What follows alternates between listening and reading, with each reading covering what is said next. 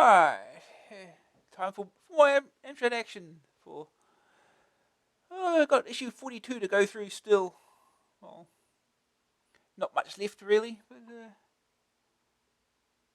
getting a bit less in the games reviews per month, somewhat. But still we've got a few to get through today. Starting with Bad Dudes vs. Dragonninja. Let's get started. Alright, Bad Dudes vs. Dragonninja. Imagine $9.95 cassette, $14.95 disc, joystick keys. You know what a ninja is, of course. A man or woman trained to kill, schooled in martial rather than marital arts. The use of weapons and ancient poisons. Still, someone's got to have a go, and you are that someone. There is one thing in your favour. You are a who's bad, dude. And you're going to kick some ninja tail. So it's Street Fighter garb on, jogging trousers, black vest, headband, and a pair of those fingerless black leather gloves. Let's get ready to rumble. The president of the good old US of A has been kidnapped. And these naughty ninja are responsible. The American security services, showing infinite belief in their own highly trained special forces, ask you to go and rescue him, please. Pretty please. Very reassuring, I must say. The most powerful man in the world has to be rescued by someone called Bad Dude. Okay. Luckily, Bad Dudes happen to be even better in the kicking, punching, and general all-round violence department than the ninjas. So you do stand a chance, even if it is very slight. This is because while you've got the strength, they've got the numbers. There's so many at times that you'd swear there was a production line of the Blighters back in Japan. I can see the headlines now. Cheap ninja imports flood world psychopath market. Things start badly and rapidly get worse. There you are taking a stroll across the horizontally scrolling screen, and all of a sudden a marauding gang of killers leap out. So you have no choice but to beat them into submission. No sooner have you finished dusting your tracky bottoms off, though, and then the rest of the Dragonninja fan club turn up. So same as before, a few well-placed blows and down they go, accompanied by some supposedly bone-crunching sound effects. This continues, punctuated only by the chance to punch women, obviously equal opportunities violence, and kick a dog, the dog's worth more points, until the end of the stage is reached. Then the skittle people stop, and along comes the real meanie. Now things get really tough, because this guy, despite his rather out-of-condition appearance, doesn't collapse after the first punch, or the second, but keeps on slugging. Never mind, you're a bad dude, you can handle it. Now, as players of this style of game know very well, to improve your chances of survival, there is ample opportunity to increase your already noteworthy array of death-dealing abilities. For when your little out foes drop their weapons, you can retrieve the chain, knife, or whatever, and put them to good use, ninja pulping. Having bashed, thrashed, mashed, and trashed your way to the end of each section, and made mincemeat of the big guy at the end of the level, the location changes but the tempo remains the same. Fast and furious again, only this time situated on top of rolling trailers. So extra care has to be taken when leaping between compartments. Lose one life too many now, and you'll never make it, and hours of endless carnage will have been missed. The number of lives, health, time remaining, though slacking here, there's high-speed aggression on demand, as well as the strength of your current foe, are all illustrated on a very basic panel below the main action screen. Not that this is that important to the accomplished bad dude, since there are extra energy points casually left lying around. Just are there time capsules. Okay. These allow you more time on the stage, not only to complete it, but to commit more acts of senseless violence. Dragon Dudes vs. Bad Ninja is a high-speed foray into the realms of an extremely violent fantasy indeed, its arcade nature ever present in the speed of each level.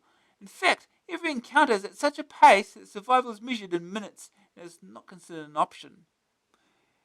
This can be frustrating at first, as well learning the way of the dragon. The game is played, all you do is keep the Undertakers on overtime. This game is just the kind of thing Mrs. Whitehouse, Jeffrey Dickens, and W. Macy C. Smith would like young people protected from. And I have to admit a certain queasiness about it myself. Still, I've always believed that games players' abilities to distinguish fantasy from reality is considerably better than those of politicians and soapbox censors. This is not the ideal way for those people who detest gratuitous violence in computer games to spend a Sunday afternoon. But if the brain needs a rest, and you have some aggression to work out, punch up the game, and not the neighbours. People, whoever they are, feel pain just as much as you do, sprites don't.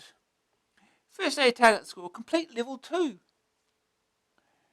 Second opinion, quite a good game with the sound effects and the graphics. You could pick up useful weapons, e.g. a type of sword. One thing I didn't like was that the game ended quite quickly.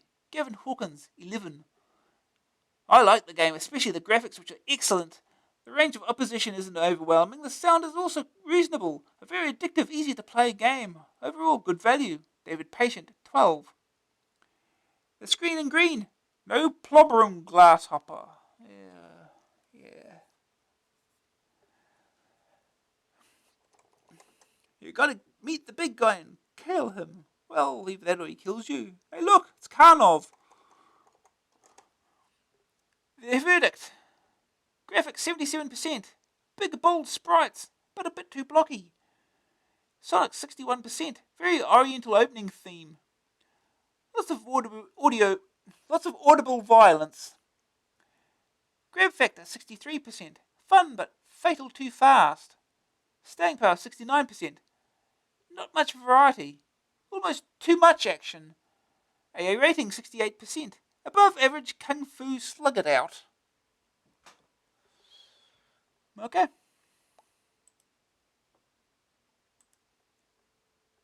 Get started.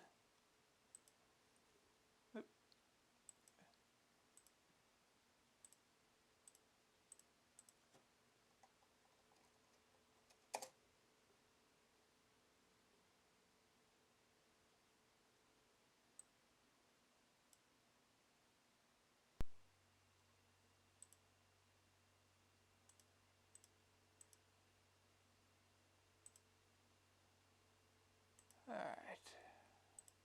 Let's get going.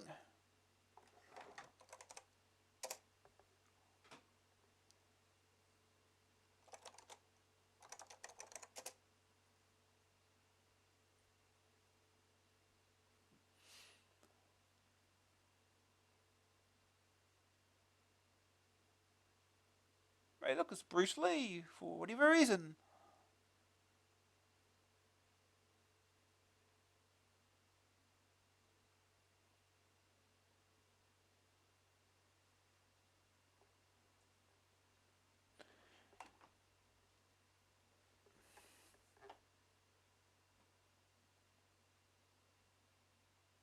Just gotta wait, I think.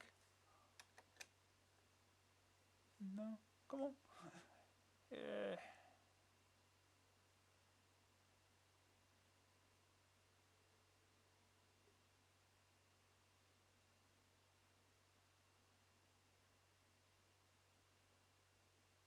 Infinite life? No, we're not cheating. Got loads of more.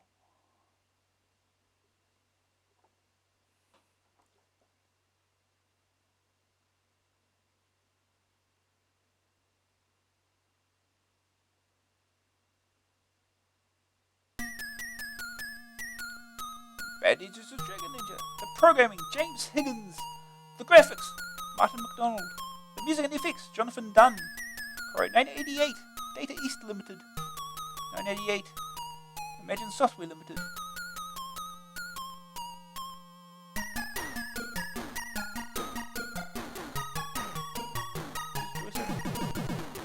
Using joystick.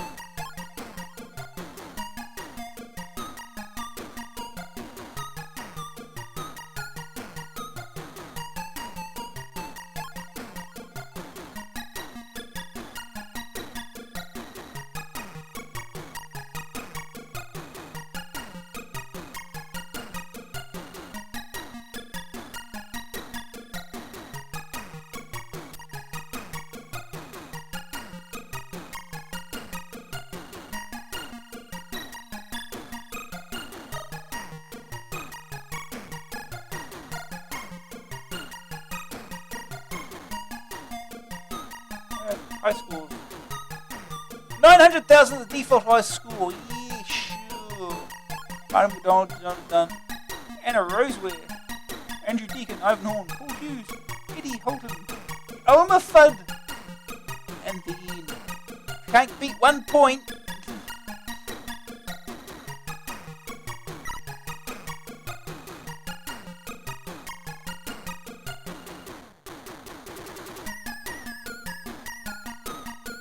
Alright, let's get started here.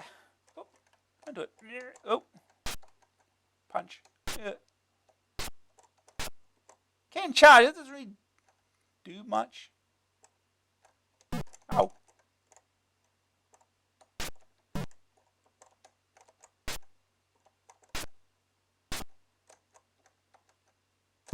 Oh. Ow. What a knife.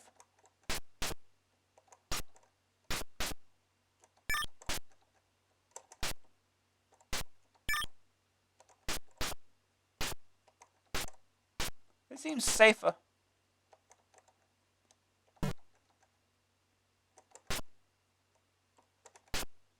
He just jumps over you. Oh, jeez. This is Karnov.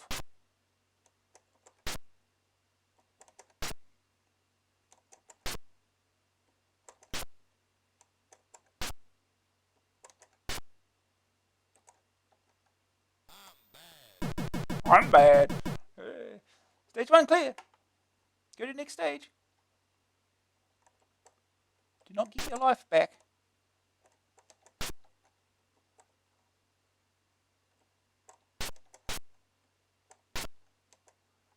Just like the arcade version, all the power-ups you get are random.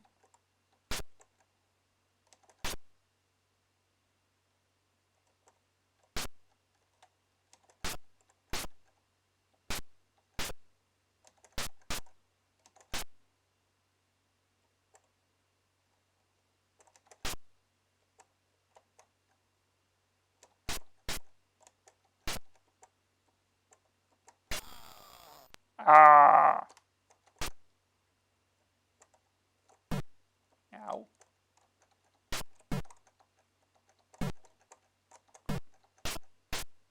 Well, he's trying.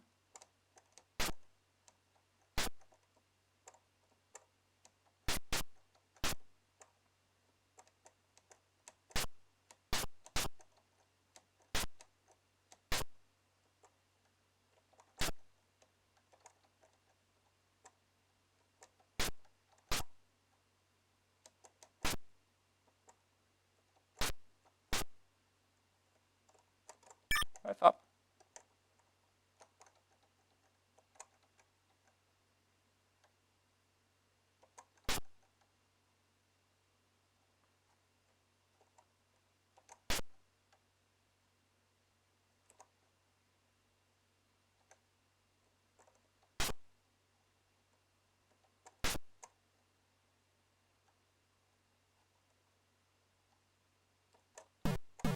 Ow. Ow.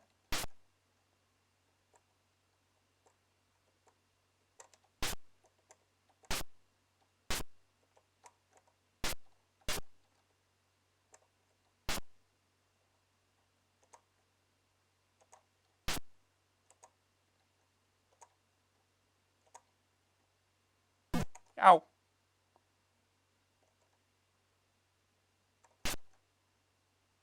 Woohoo.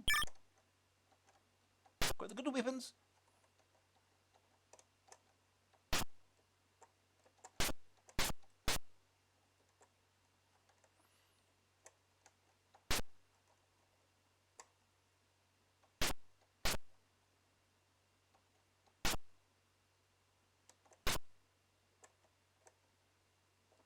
Should I keep that?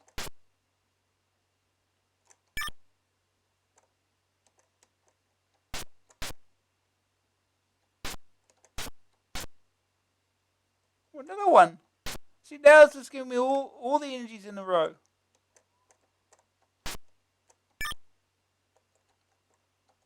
Ow.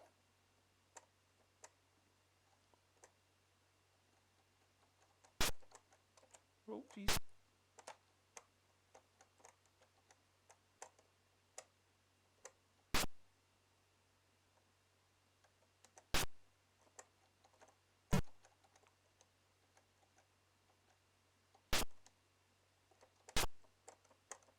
He does the same thing, only he jumps back a bit when you hit him.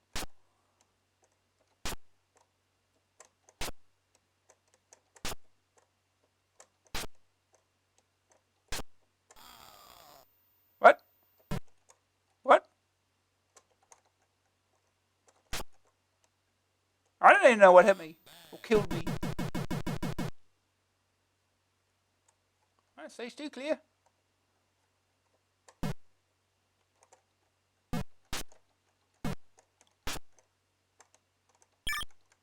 Okay. Got life back at least.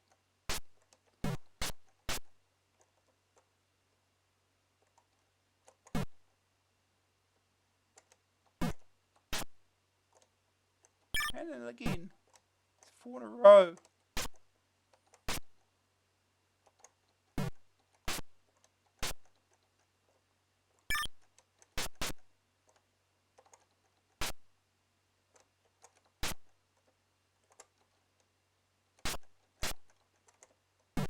Ow.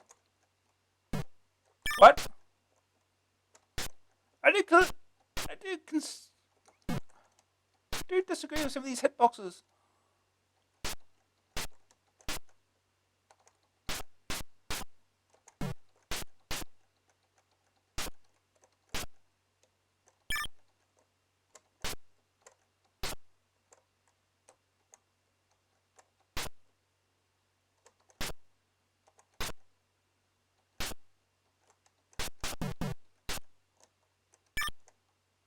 Doesn't it fill up your life? That's interesting.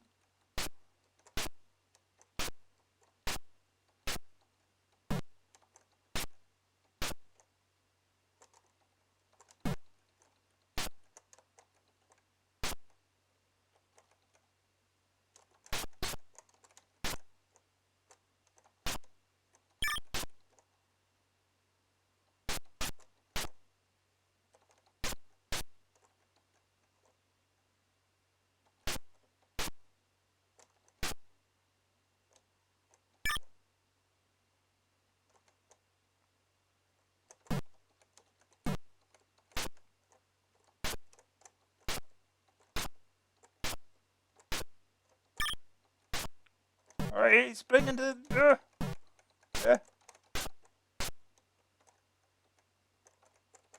Yeah.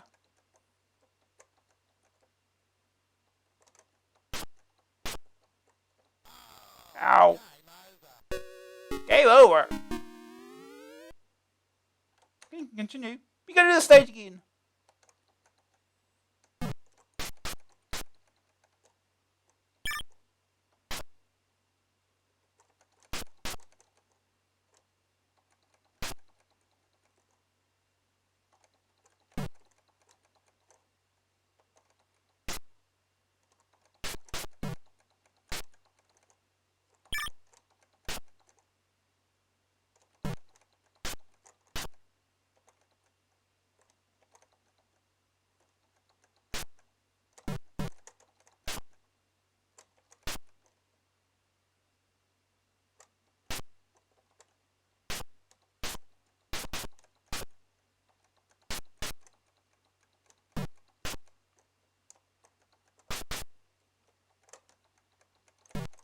Jesus, there's a lot of them.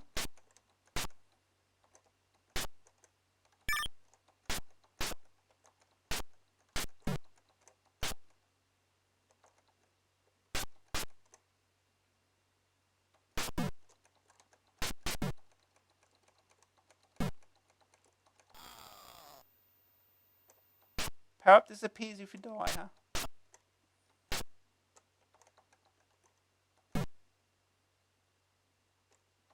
Oh. Keep forgetting to duck for those. Oh.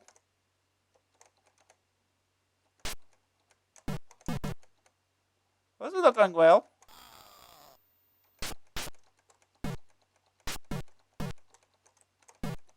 Damn it. Stop spawning more.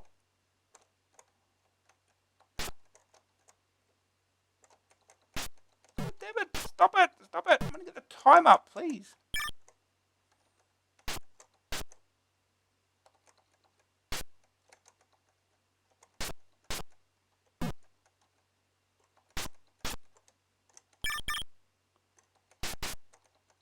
I don't want to do that.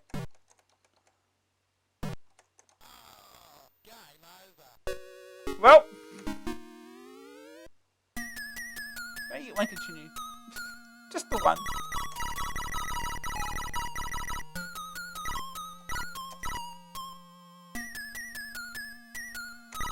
The one we'll try. Oh, come on.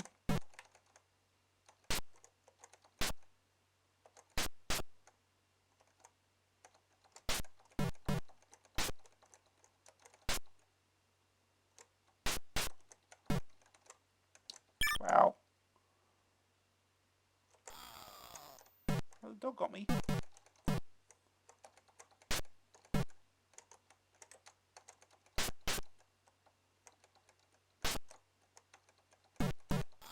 No, stop!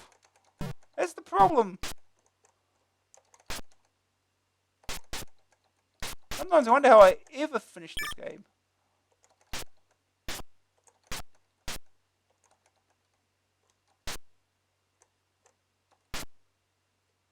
Bosses are easy in comparison, usually.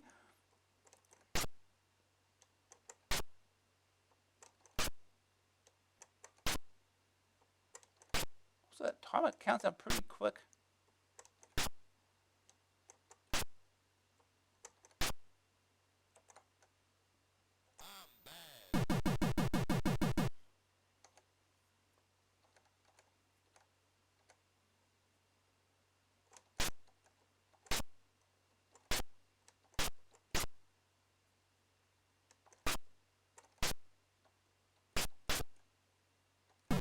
Ow.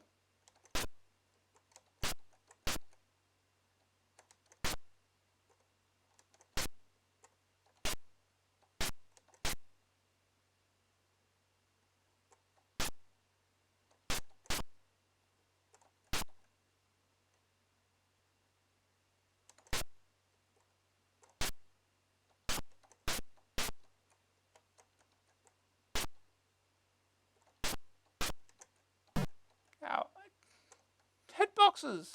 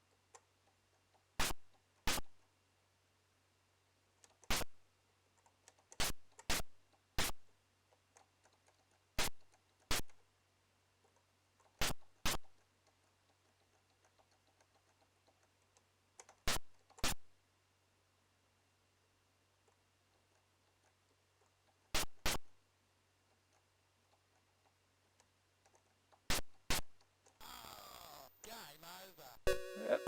Do it again.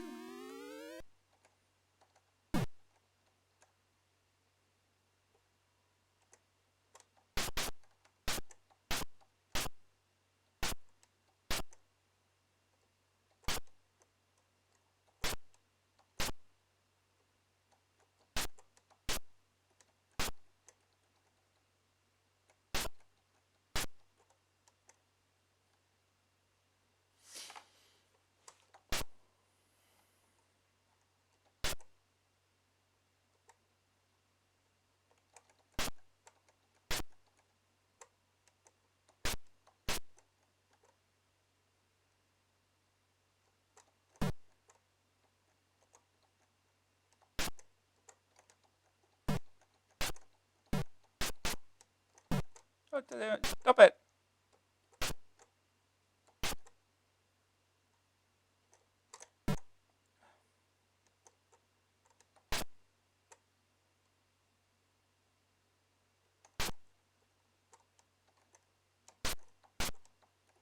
Ah, turn around.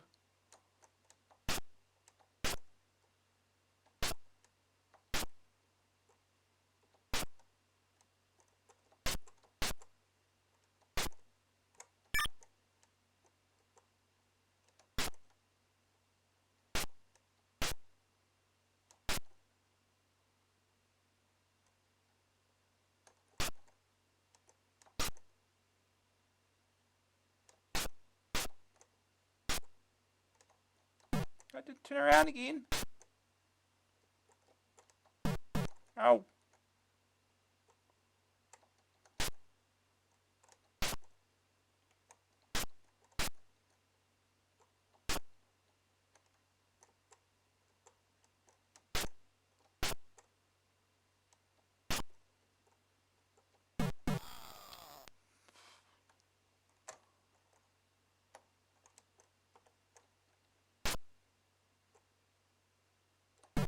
God damn it.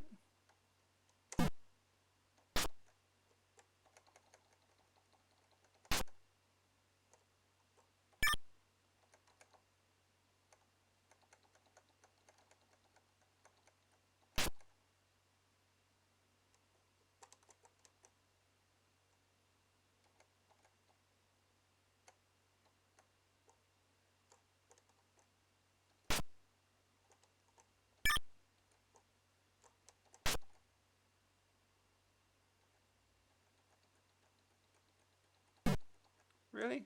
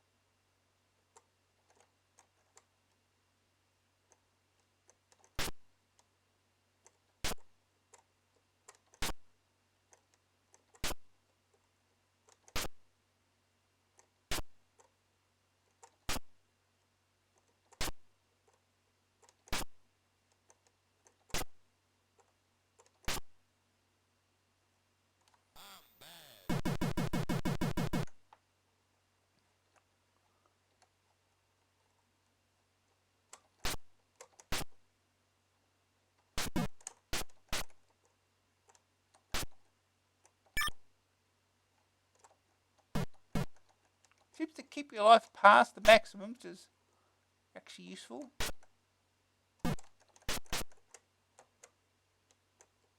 You got the knife.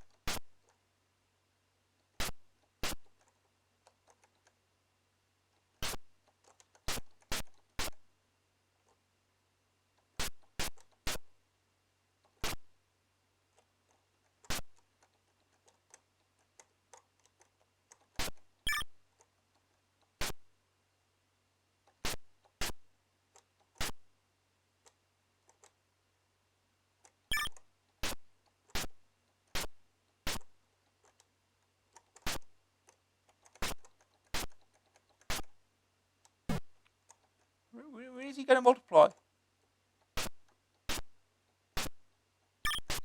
Oh, here goes.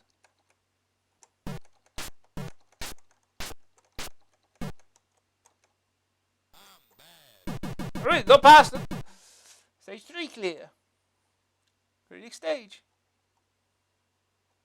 Yeah, this goes.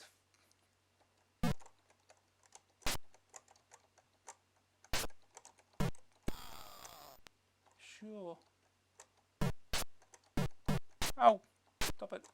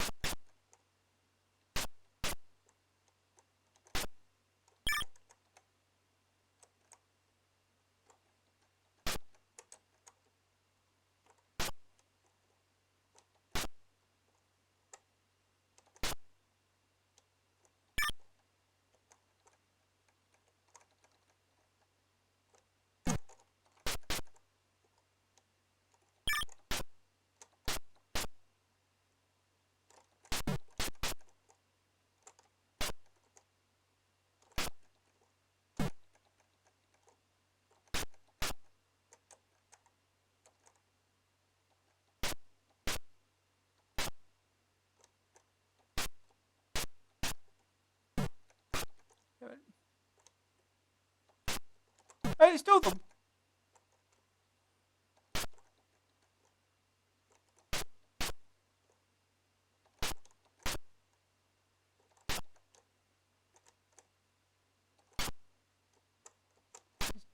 Just jump over here again. Let's do this.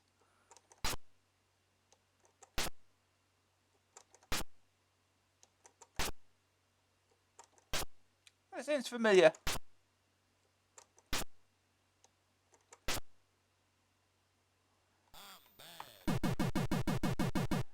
Yeah, I owned this game as well back in the day. It was a fun time then, at least. Ooh, time.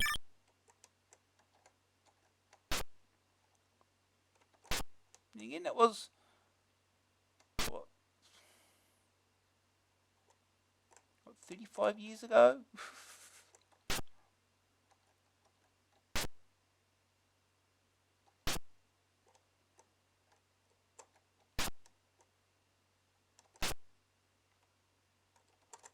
Ah, damn it.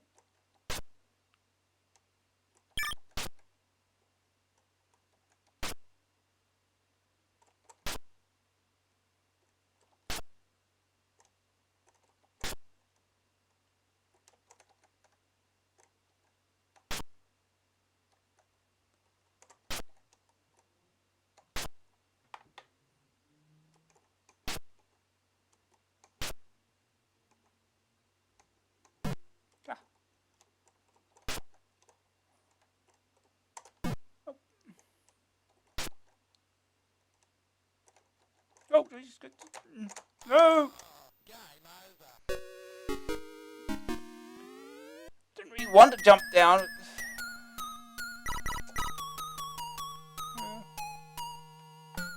80,300. If anyone does want to see the full replay, I do have I've played this before. Through to the end.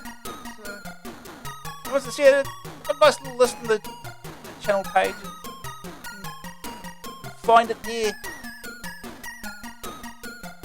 But for now, we can move on.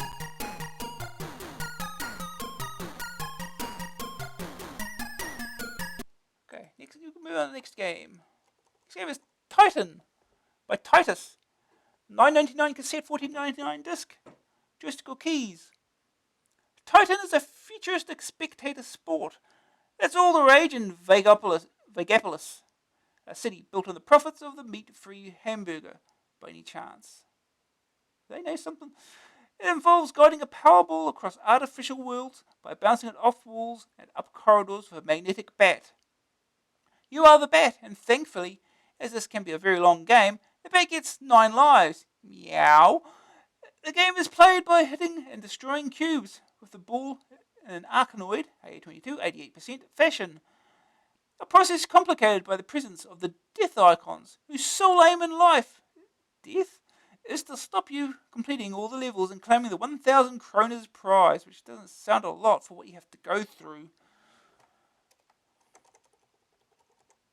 The next level is reached when all the cubes have been destroyed and you are transported to the next totally different environment. Some levels feature boosters which speed you across the screen. Others, walls that can be built up to trap the Powerball in the same area as the cubes, and many other weird and wonderful tricks and traps. Titan deserves some kind of reward for its brilliantly executed graphics. Strong, bold colours are combined together for a striking game screen with just the right amount of shadowing to give depth, without confusing. The scrolling is superbly swift and smooth, and since each level is about 6 screens square, speed is needed if you are to have any chance of catching your balls. The introduction to Titan casually announces that there are 80 levels to complete, and that you have 9 lives in which to do it, with no other constraints such as time limits per level. The task seems, if not easy, then at least achievable, with only 9 levels to complete per life. A bit of practice and it will be sussed, no hassle at all. Indeed, the first 3 levels bear this out, with not a death icon in sight. It's more a matter of coordination and timing than anything. Then and only then do the surprises start. The first is a rather neat little skull and crossbones. These horrible items are sometimes just debris there to block your path, and sometimes they're there to kill you. On the whole, staying well away seems a pretty good bet, and you become so used to charging around the screen like a mad thing that an accidental collision with one of the skulls becomes unavoidable. Titan Life 1, RIP. One major problem / irritation, apart from getting wiped out and having to restart the entire level again, is the annoying problem of having to clear up every block before you can progress to the next stage. This can take positively ages. Then there is also the problem set by some levels where it's possible to get blocked off from the ball or from the cubes, and the level is therefore impossible to finish. At this moment of head-tugging frustration, you are, however, given a cop-out clause: suicide. Not only is it painless, but it saves buying a new monitor after you've punched it for being such a pain in the chair department. Therein lies the rub, for while you're playing this aggravation this aggravation makes you want to reach for the plug. But then the one last go syndrome drags you back in, and again, until you're gibbering, mumbling wreck obsessed with level 56. This could cost you more than you think. Is say on average at 5 minutes per level if you allow for mistakes. That's 6 hours of gameplay, even without breaks to eat, walk about, feed the goldfish, or kick the cat. If you ever finished it in one sitting, you'll need a medal and professional help. So Titan has its frustrating side. On the other hand, it can also be crushingly dull at times, because on your way to higher levels, it is necessary to mop up all the earlier ones before advancement is possible. So there is a lot of tedious mucking about in hyperspace before the business of getting to a new section and more block bopping. While each level is sufficiently tricky to be interesting enough on the first few visits, play it repeatedly and the amusement rapidly turns to annoyance. Paradoxically, Titan's frustrating nature is its strongest suit. It's a good concept well presented, and with some truly awe-inspiring graphic work backed up with good sound effects, so some music would have helped soothe away the boring mopping up sections. The visual pyrotechnics and almost indefinite game length guarantees that Titan will have you playing time and time again until your joystick can take no more, and the frustration drives you screaming from the room, screaming to find those Titus programmers and show them a real death icon. First 8 out score 50,000 points. Second opinion. Titan looks absolutely stunning, and on that score alone it deserves your immediate attention. And like many of the old classics, it's a really simple plot that's just addictive enough to drive you completely potty. This game is dangerous. You don't want to repeat all the screens you've already done, but you'll be so desperate to get further that you'll play them anyway, hating yourself for doing so. If you have anything else to do, homework, housework, or any other kind of work, for heaven's sake, don't promise yourself just one game. 2 hours later, you'll still be there wishing you could stop. The screen in green. Excellent, perhaps even better. The verdict. Graphics 91%, magnificent colour and precision, overwhelming at speed.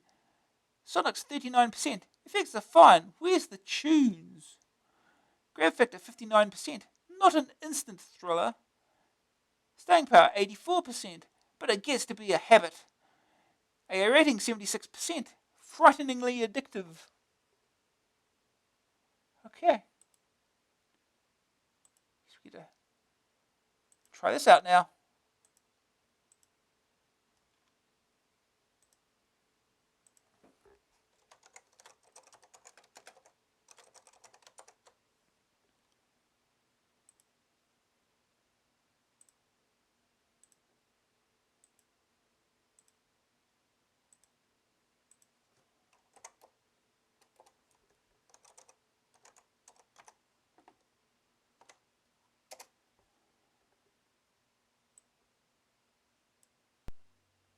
Oh, okay.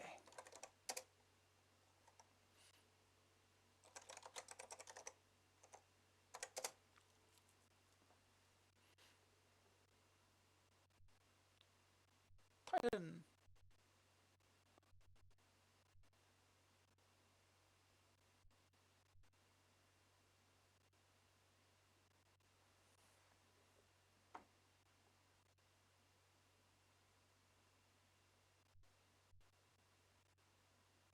Titan by Titus. Program them. Copyright Titus 988. Do you know the other Titus products on Amstrad CPC? Crazy Cars, Fire and Forget, Offshore Warrior, and the fantastic Galactic Conqueror. Watch for the release of Crazy Cars 2. Repeat after me, Titus is the best CPC publisher. Thank you, and now, a little story, and here it goes in French.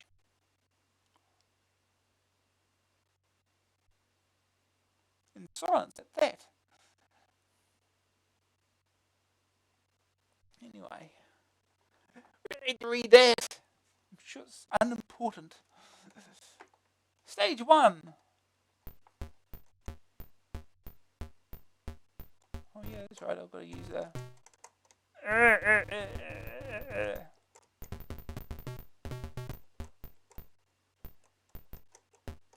Back down here. Oh.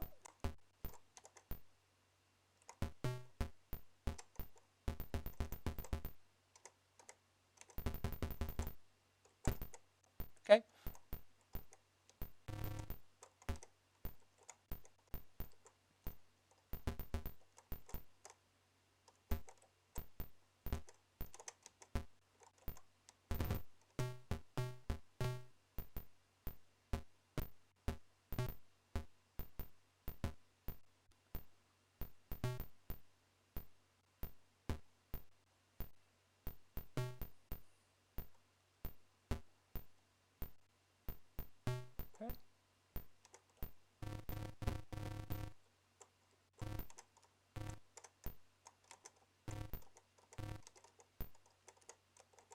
Okay. Oh, up.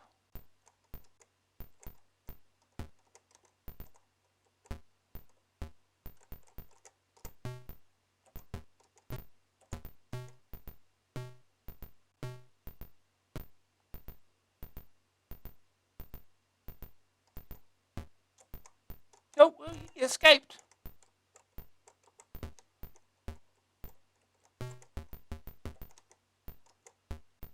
Okay.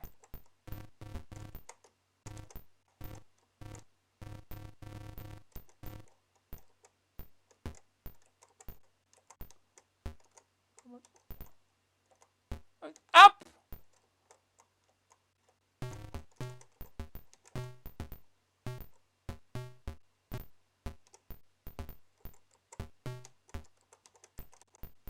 We've only got one more to hit.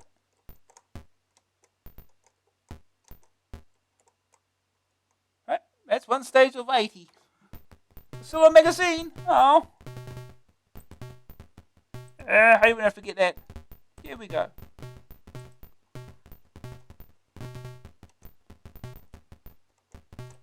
This is level 2.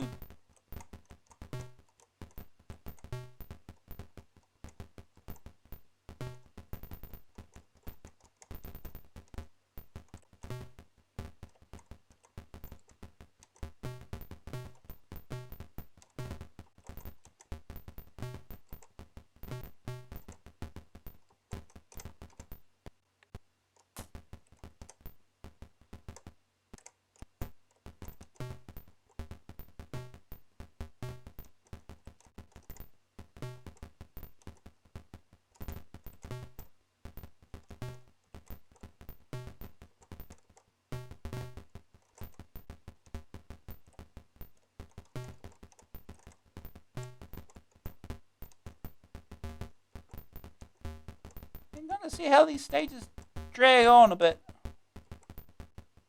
Right. Oh. Hit one of these.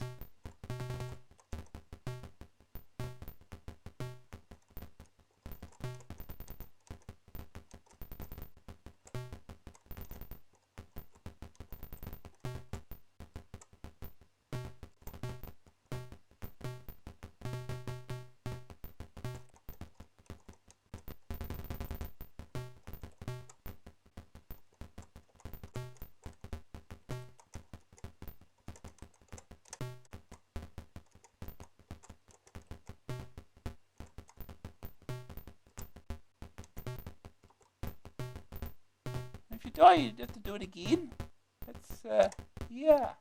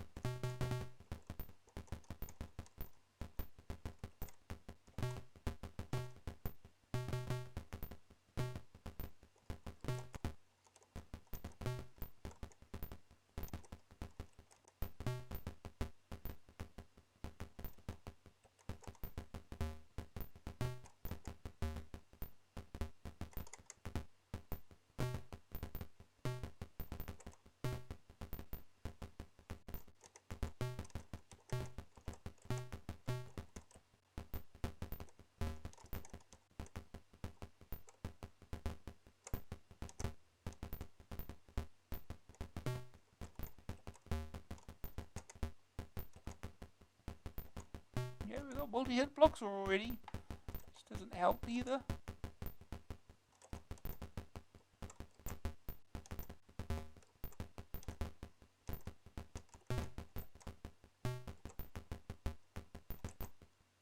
Okay, stage 3.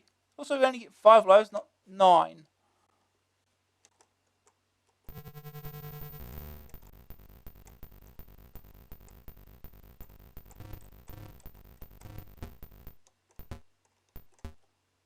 So we have to go up there.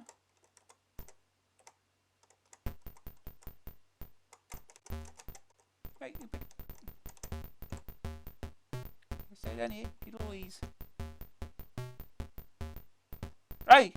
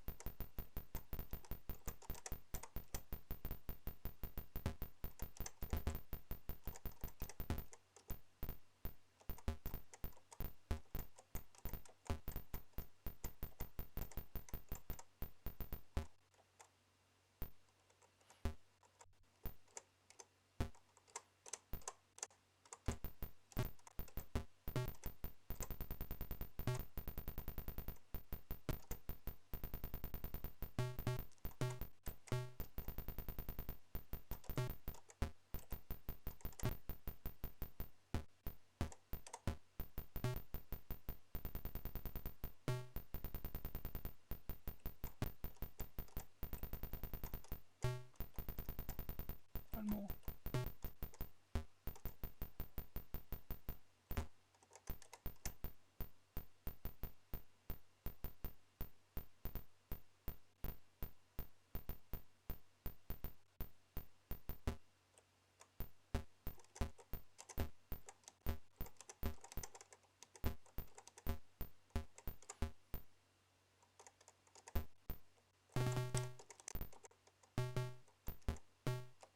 Yeah. No.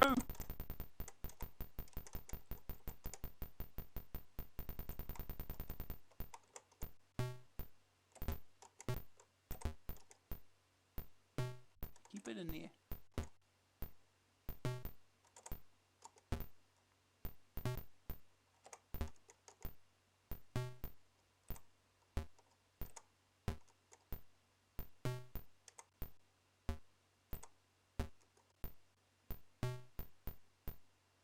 Okay. Stage 4. I got 52,000.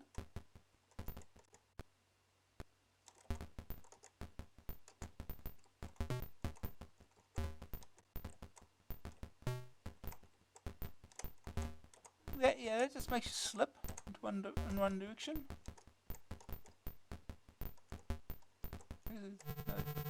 Just teleport you right there, huh?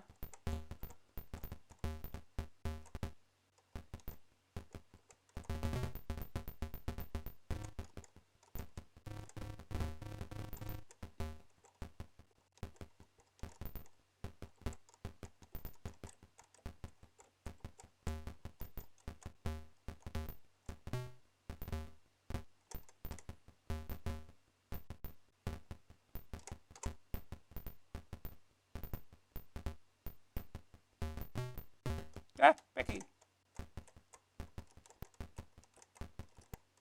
Oh, look, it's stuck.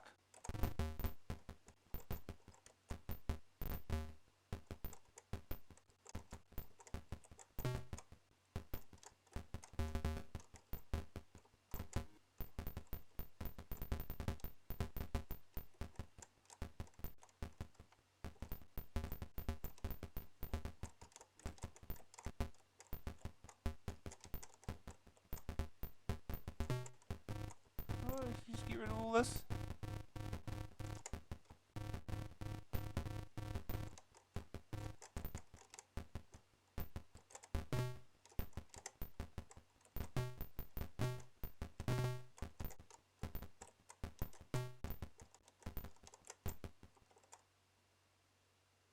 Do I die?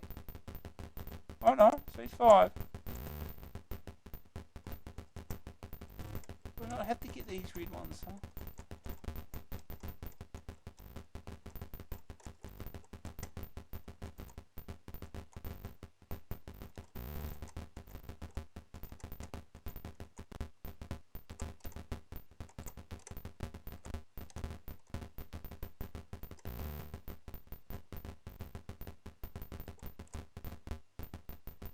Oh, this is gonna be fun.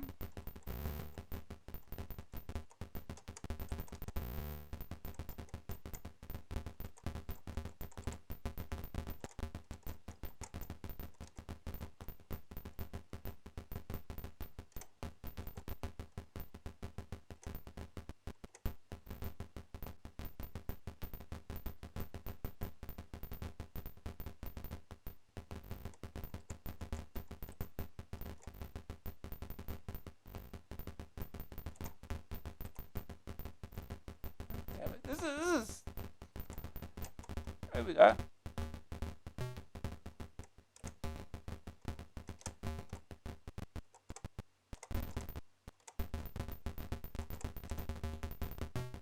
Okay.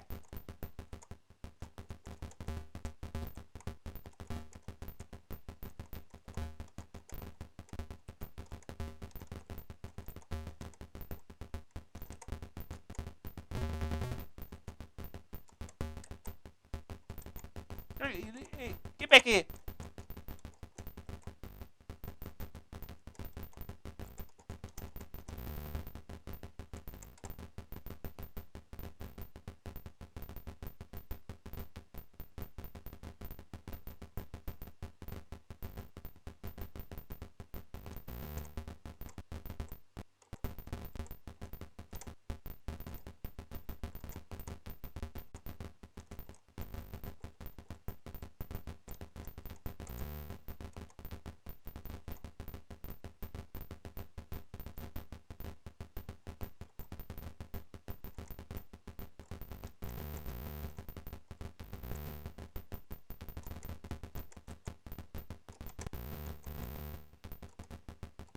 No. Here we go.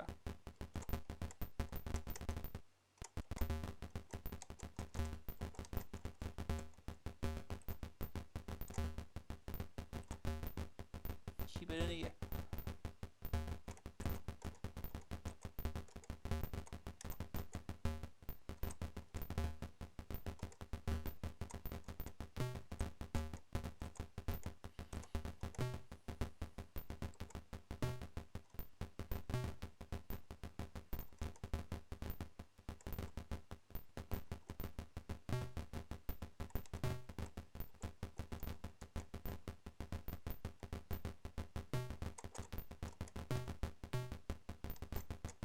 Okay.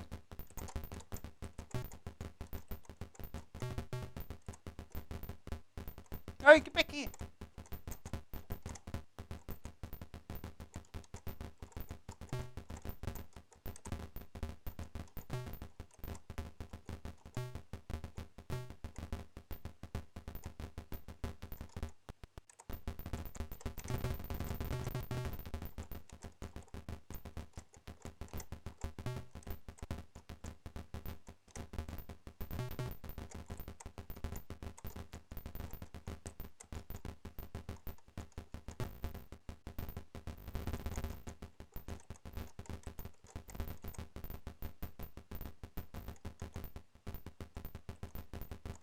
Hey.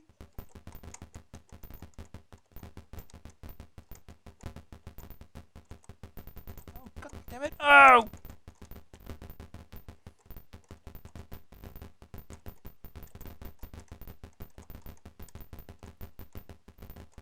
Damn it. Yeah, this is fun times.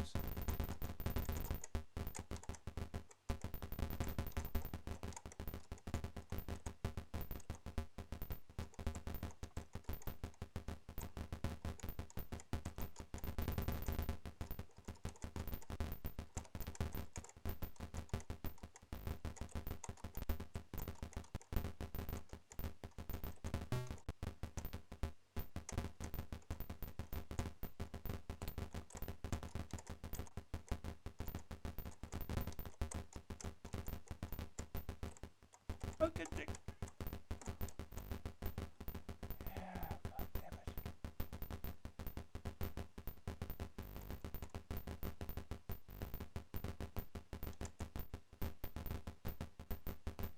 Should go right back in, right?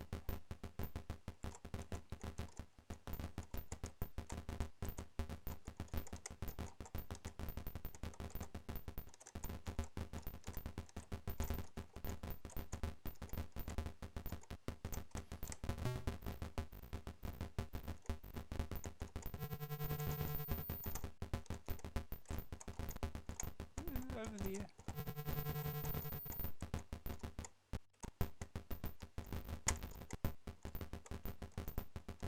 Okay, where haven't we gone yet?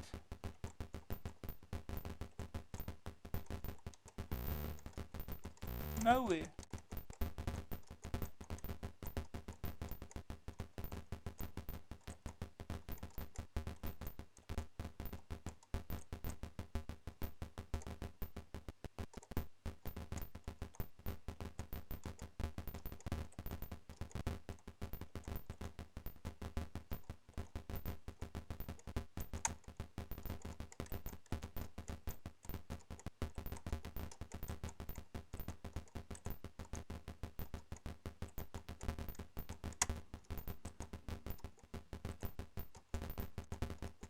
Oh!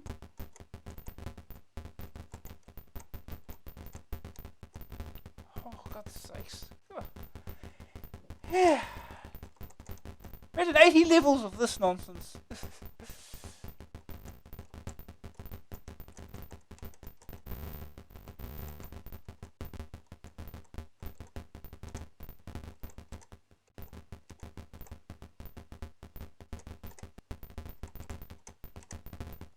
No, no.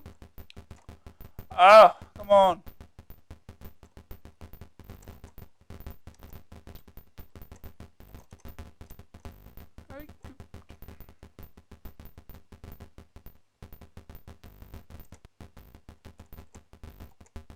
Not really what I wanted.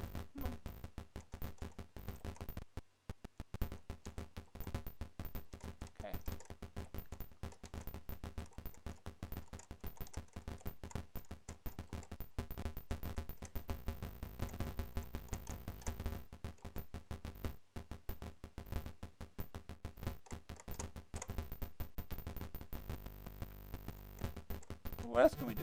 Oh! All of a sudden we're in here. Huh. These teleporters are weird.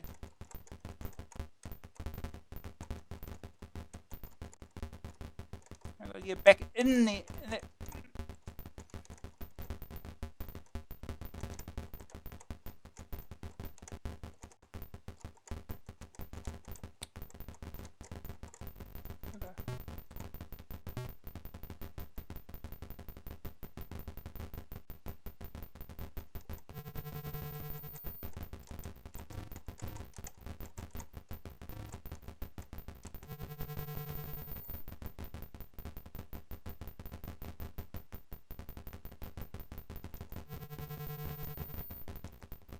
Huh? Explain to me how this is working.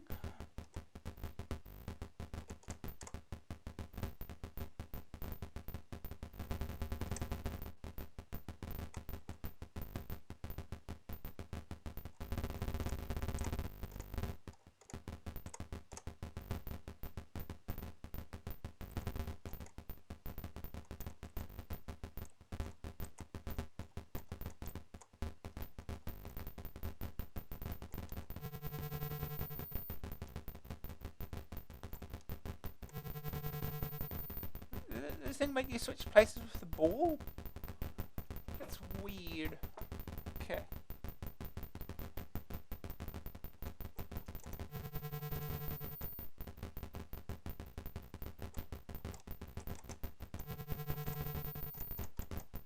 There we go.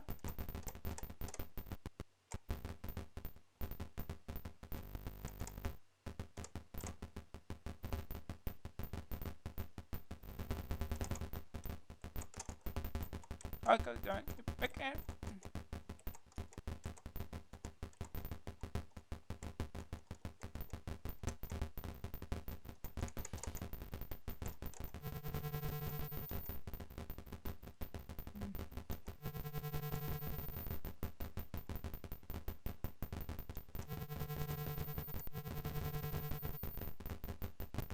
Okay, so yeah, that works.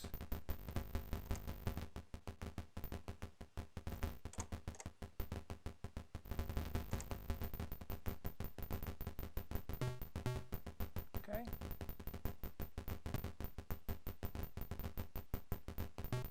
Okay.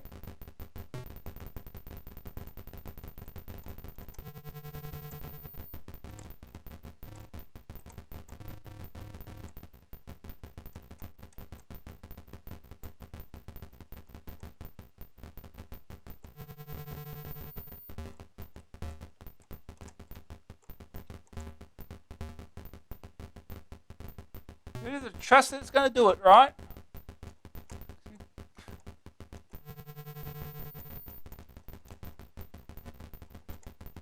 Oh.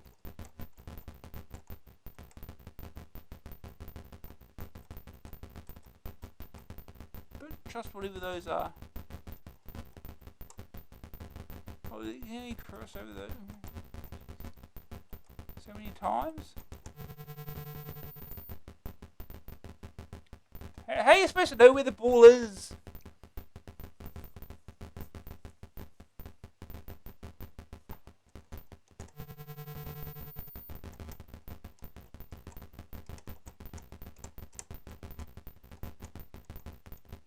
Yeah, this is gonna. Yeah, this is just gonna block you off, isn't it? And we know how annoying the beginning of the stage was. I wonder if the stage 40 gonna be like stage 80.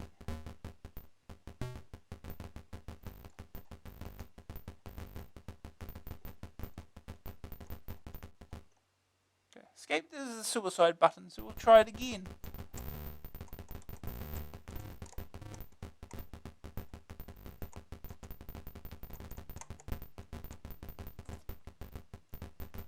Come on, come on, down here. Oh.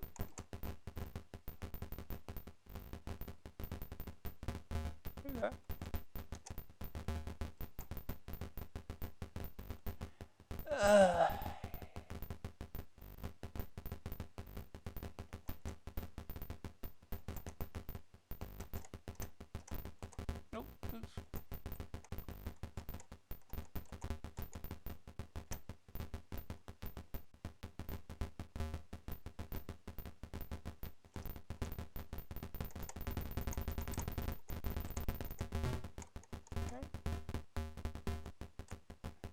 Back down there.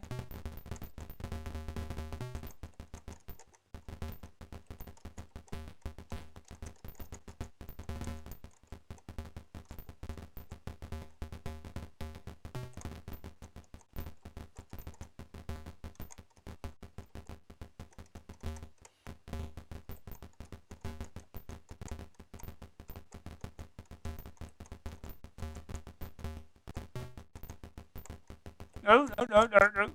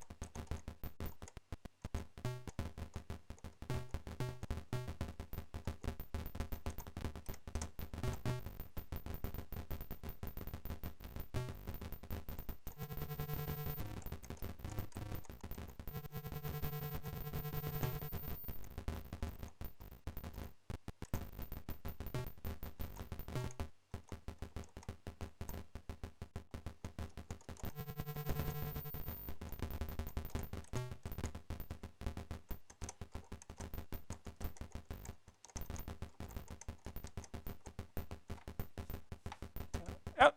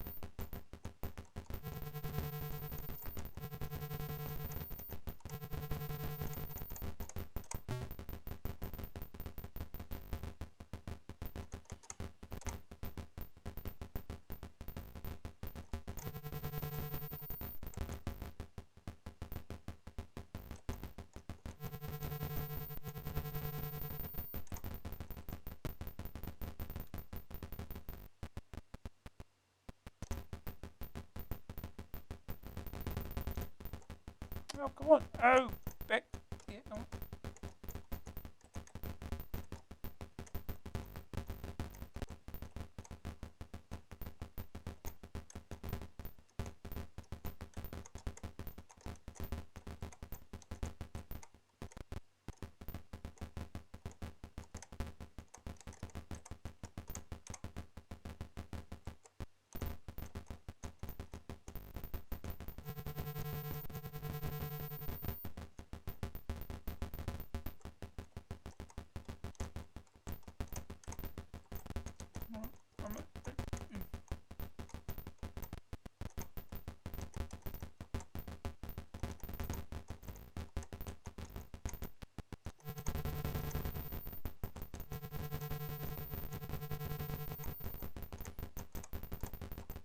What?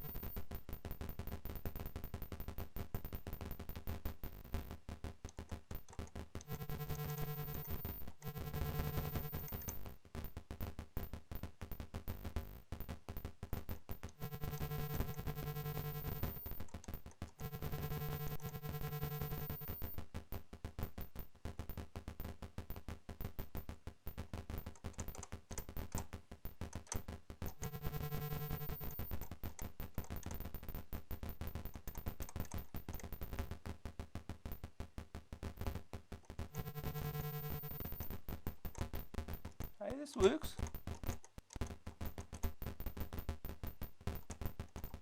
Okay.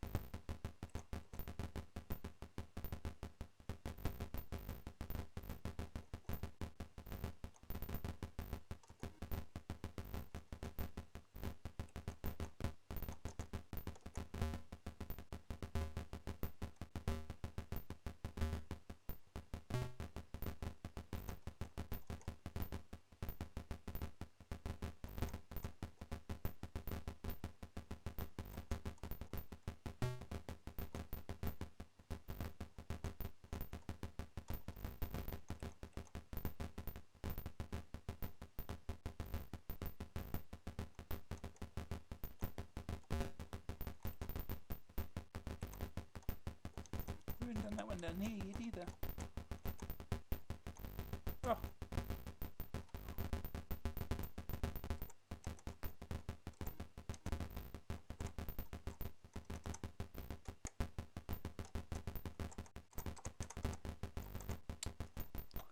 Uh,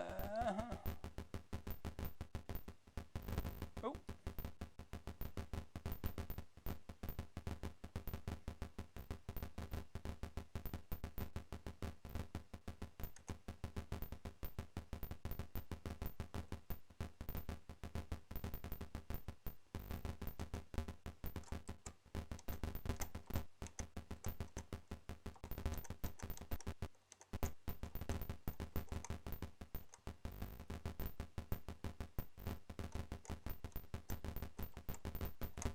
No.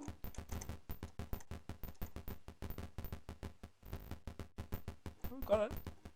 So we'll go this one here first though, because kind of important.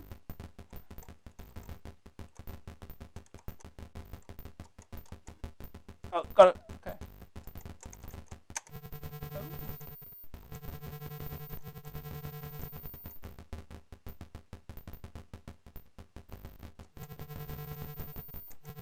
Okay. I'm on the same.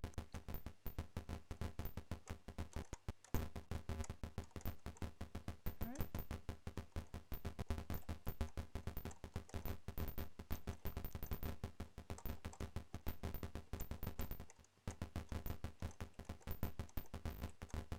Where you going? Wait.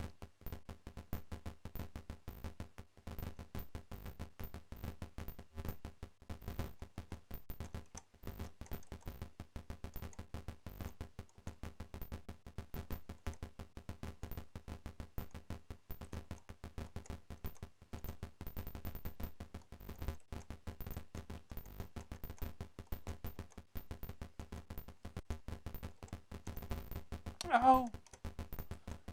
Damn it. Okay.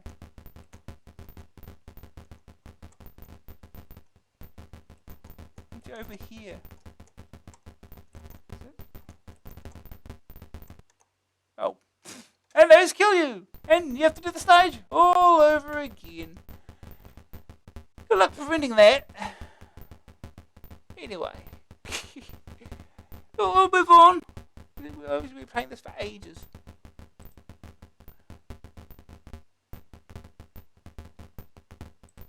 Better title screen here. 126,100. Yeah. It's a little message. Do you know the other tightest products on Amstrad CPC? Crazy Cars, Fire and Forget, Offshore Warrior, and the fantastic Galactic Conqueror. Watch out for the release of Crazy Cars 2. Repeat after me. Titus is the best CPC publisher. Thank you, and now a little story in French. Anyway, we'll move on. I think we've had enough of that game. Right. Next game is Rambo III by Ocean. 9.95 cassette, 14.95 disc, joystick or keys. John Rambo, the most macho man alive, so tough he makes even me look like a bit of a girly, is back. With guns smoking, muscles flexed, headband blowing in the wind, he's looking for trouble, and he's most definitely found the right place. Those darned Ruskies have been and gone and kidnapped that good old Colonel Trautman. The nerve of some people. He was doing a quiet bit of spying, and these big guys in furry hats get all upset and want to tie electrodes to his naughty bits. In the Grand Rambo transition, our hero faces these adverse situations with a witty grunt and a pull on the trigger until the world is a safe place once more. The game is in 3 sections: the rescue of the Colonel, the breakout from the Soviet compound, and finally the escape from Afghanistan itself. Each has a different objective, apart from slaying Russians, of course, but only for the points you understand, no hard feelings, and each requires the use of different articles gathered along the way. The adventure takes place on a flick-style screen, with Rambo free to move horizontally and vertically. This occasionally proves irksome, since not knowing what lies beyond does not allow you to take preventative action, such as not walking into the guards, which does not do a lot for one's health. Rambo's well-being is neatly shown by way of a portrait of Mr. Stallone, which slowly turns into a skull as injuries are inflicted upon your person. This features under the main game screen, along with an inventory of various vicious bric-a-brac to be collected en route to the weapon in use at the time, be it knife, pistol, machine gun, or the old faithful bow and arrow. Explosive tip, they'll do nicely. In Stage 1, the mission is to rescue the Colonel from the prison in which he is being held, and to free any other Afghans you stumble across on your travels. This requires an extensive search of the compound as you try to gather the right tools for the job: infrared goggles to spot intruder alarms, mine detectors for detecting weapons, would you believe, ammo boxes to replenish your weapons for carnage later, and rubber gloves to allow you to open electrified doors and the like. Who would ever have thought it? Rambo on the hunt for a pair of marigolds. Having collected those goodies, it's off to get Colonel Sam. Shouldn't that be Uncle? And this requires lots of dashing around, but you must be careful none of this blasting away of the first gun you find one that is, because stealth is essential if you don't want to draw the attention of a large part of the guard up to your person. The knife you possess at the beginning is often your best bet. It's silent, it doesn't need ammunition, and the guards are generally pretty dozy and let you walk right up to them and do your dirty work, sending them off to watch over that great gulag in the sky. But if you just can't resist a blast from your machine gun, the alarm does die down after a while, if you survive that long. When you've found, rescued, and presumably saved your beloved mentor from the evil camp, it's off to the great outdoors for a country stroll and a pleasant spot of booby trap laying.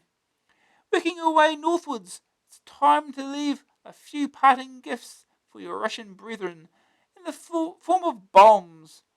The objective is to reach a helicopter that will rescue you to safety while you cause enough confusion, death, and destruction to cover your escape. Only trouble is, you just can't do a runner straight for the helicopter. Not that such a cowardly, albeit sensible thought would ever occur to our Johnny. The helicopter won't be ready for your escape until you've primed every last bomb, number to be made ready being indicated alongside the weapons selected panel.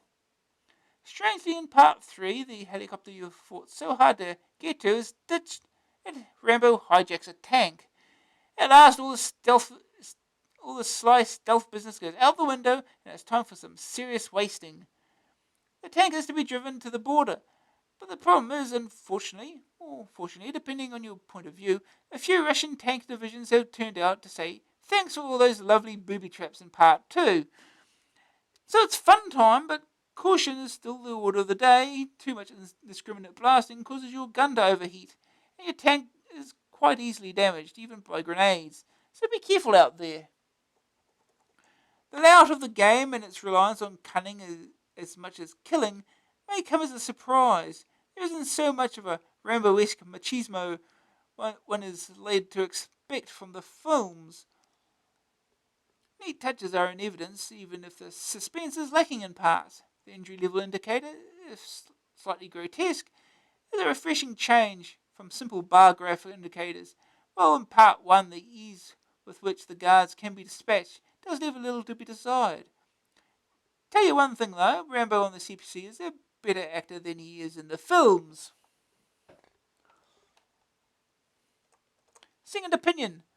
The game is reasonable though it gets a bit boring after a while when you never find anything new. Graphics are brilliant, but I don't think much of the sound effects. David Patient, 12. Very good graphics, but the sound's pretty awful. The on-screen inventory should be larger. You find things for weapons, but you can't find the weapon that it's for. Matthew Whalen, 11. The screen in green. High contrast is okay.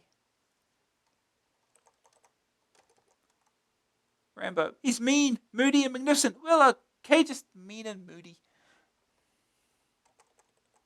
The verdict. Graphics, 73%. Clear, well-defined sprites.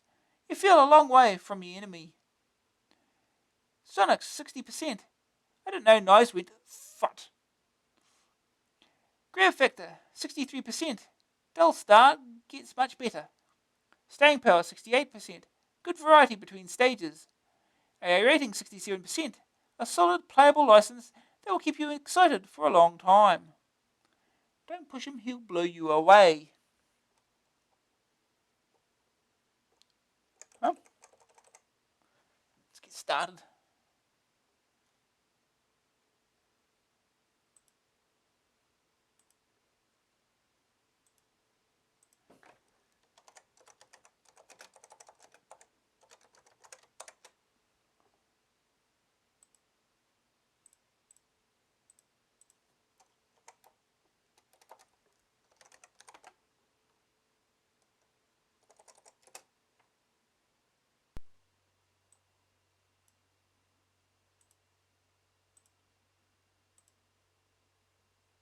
Okay, I remember this time. Okay.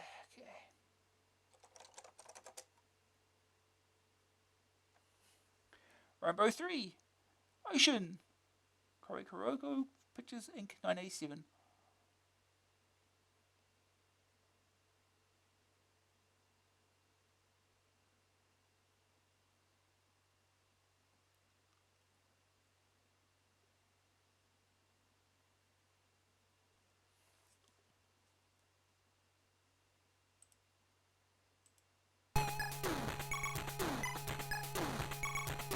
Programming Andrew Deacon. Graphics Ivan Horn. Music effects Jonathan Dunn. High schools. Me. Ivan, John, Jan, Jim, Paul, Mr. J, Dawn, Zach, Lard, Ass, Eddie. Oh no. Okay. Controls.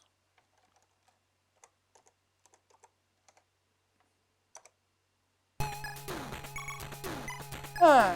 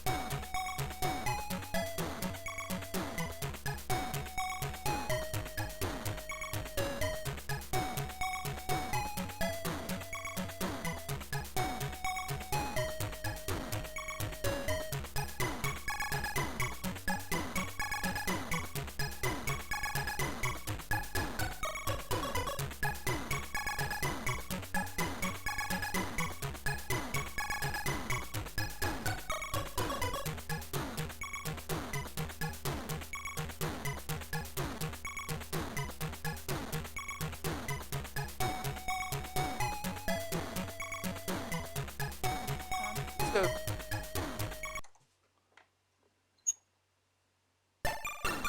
Number 3. Search the enemy fort and find Colonel Trotman. Okay. So this is your knife, apparently. We can't go out that way, huh? Alright, off we go.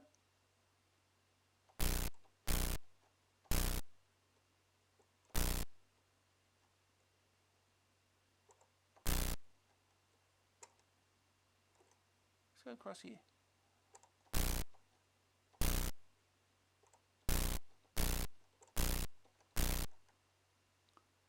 So it kind of looks like he's using a knife gun.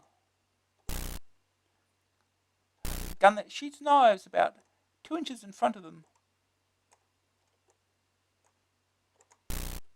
Oh, they do turn around.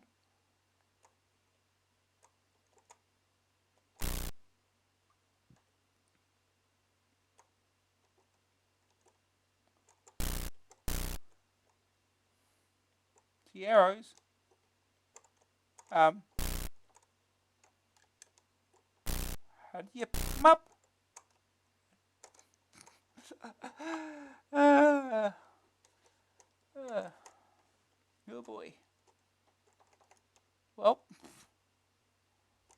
this is just there for show. Through the door. Ah! Oh no, oh no, they're shooting.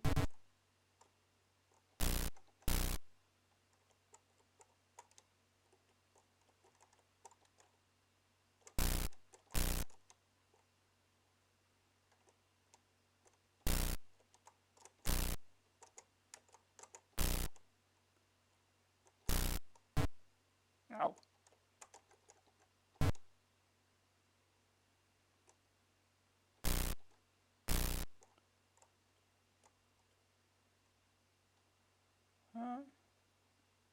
Up this way, through this door.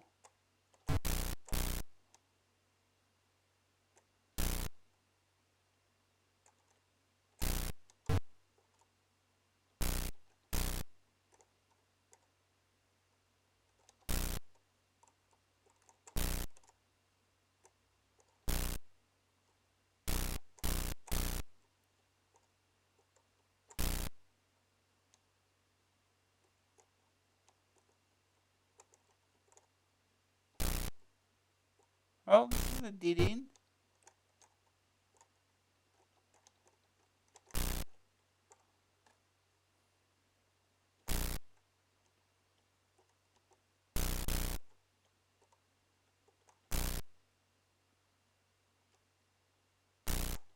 Ah.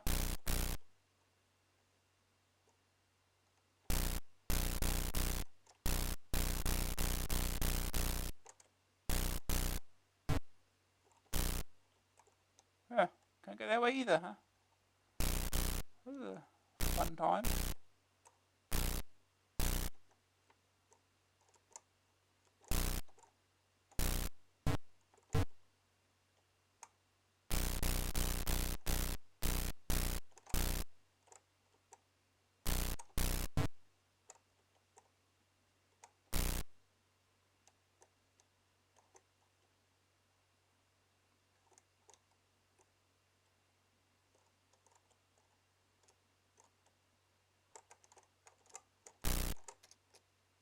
Oh, got an inventory thing here. Oh! Very, tell us how to pick things up.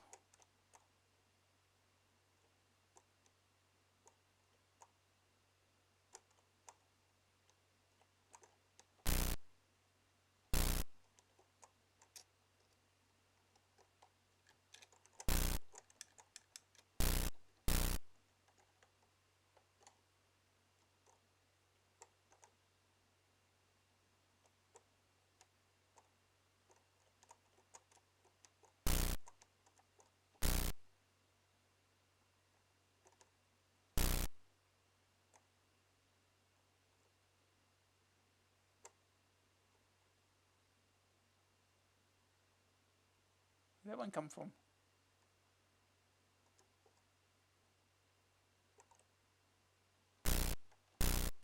Oh, it's two of them? Okay.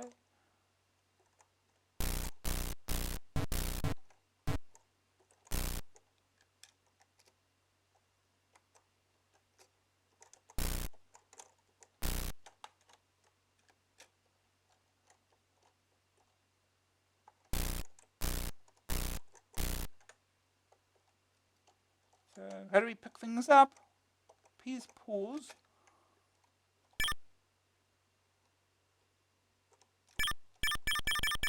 Makes us something. Makes a sound.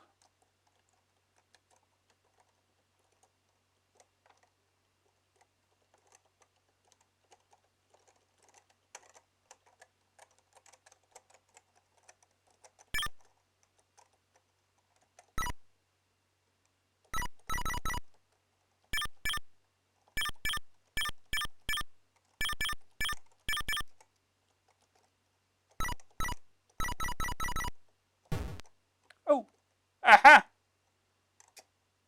Mine detector. Okay. For whatever reason, K picks up items.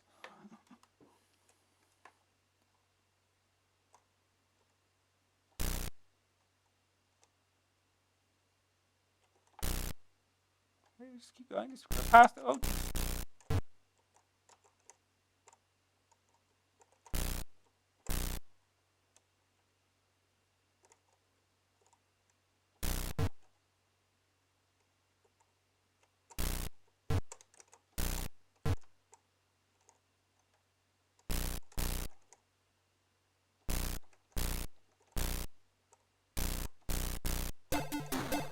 you have 2 engines to be able to continue your failure mission. Continue.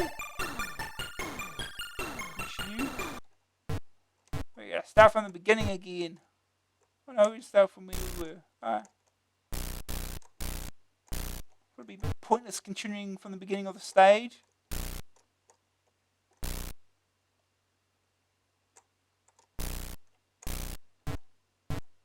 There's nothing in here.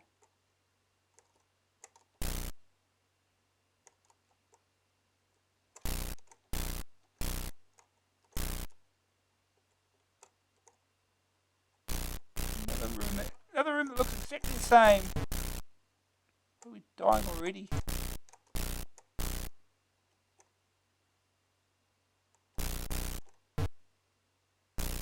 All these rooms that look alike.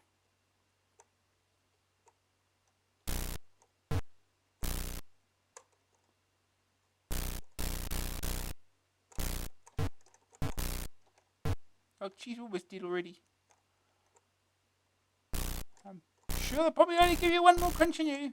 Or one continue total.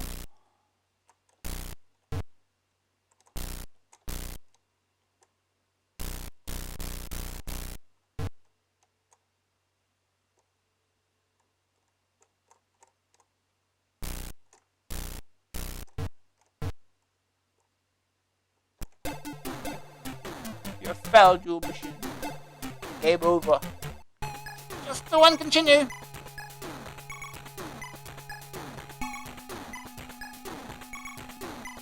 I'll do one more attempt.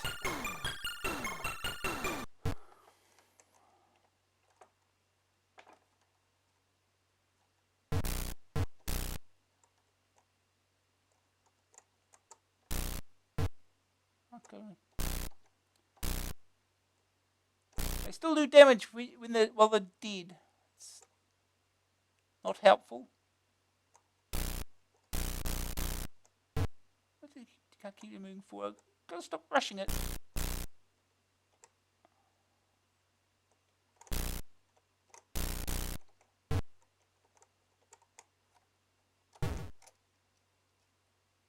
Arrows.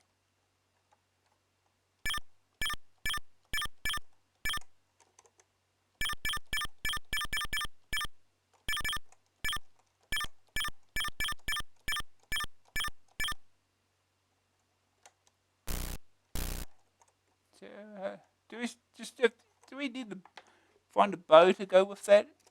Inventory does just say it's arrows. I guess you could always throw them or something, I guess. I don't know. Right, stop moving forward.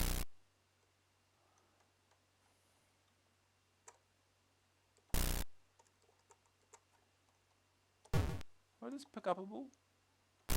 Oh, I see.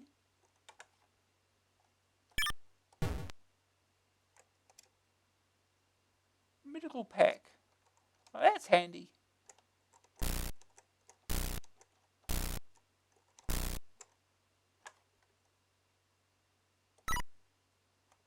Okay. Use the arrows? No.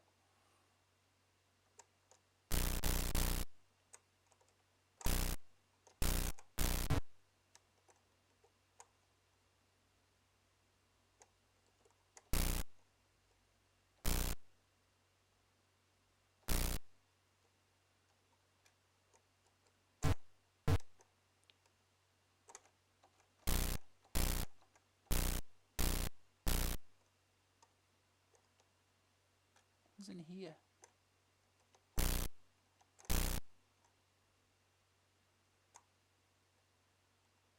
Another medical pack.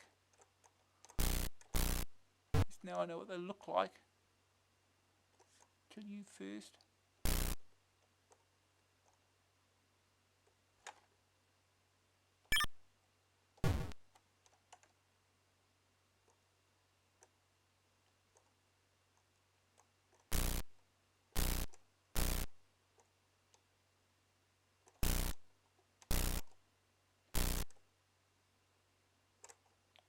Ooh.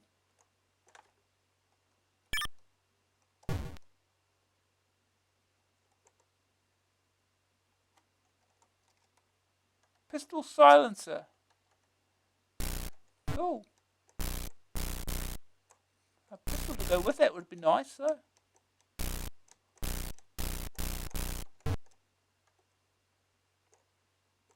Okay, we've been here.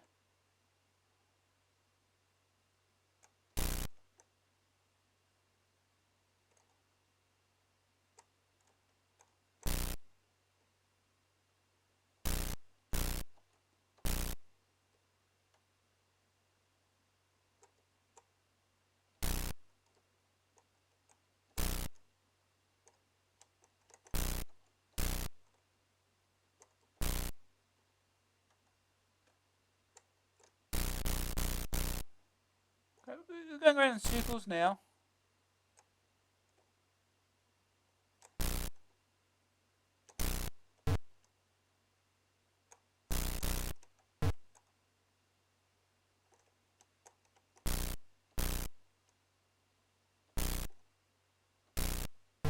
Ah, I'm still rushing.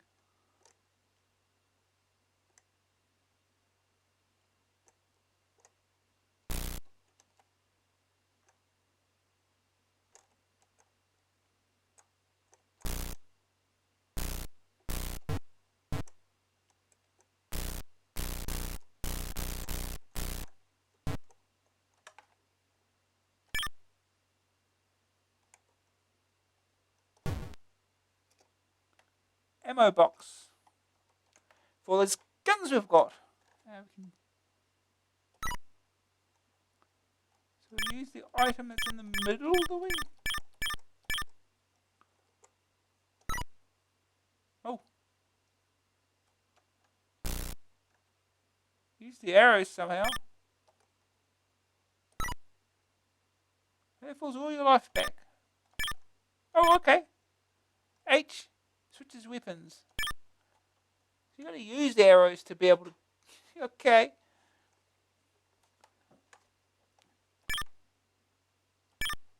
Same go for the ammo box.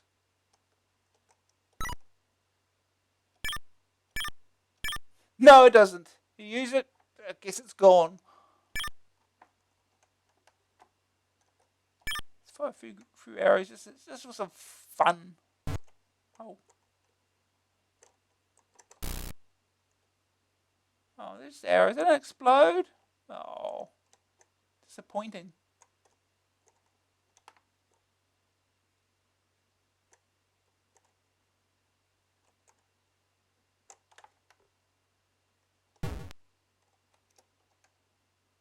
Goggle battery.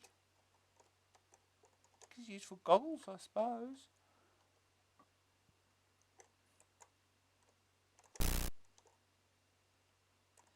ammo box, I guess. Oops.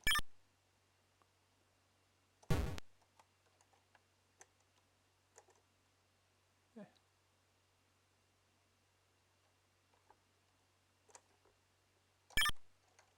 Back to knives.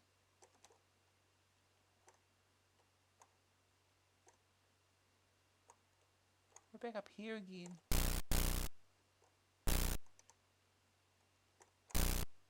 Two of them. Yeah, two on top of one of the others is a little annoying.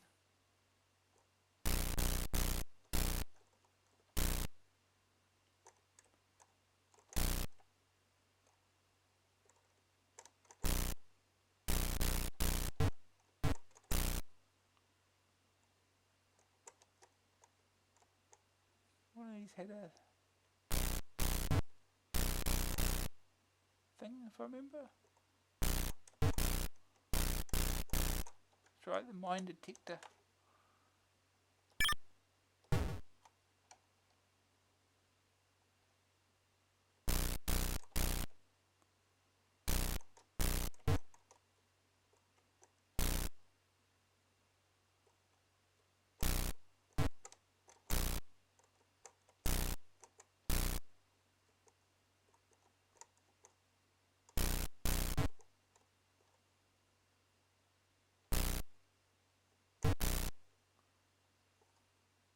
Just gonna stay down along here.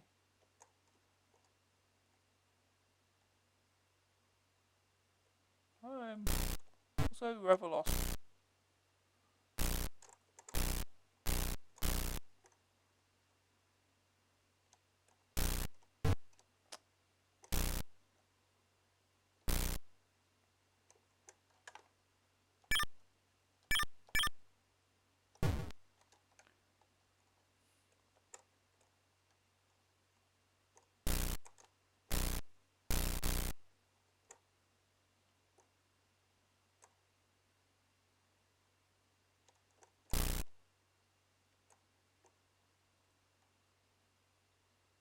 Nothing in here.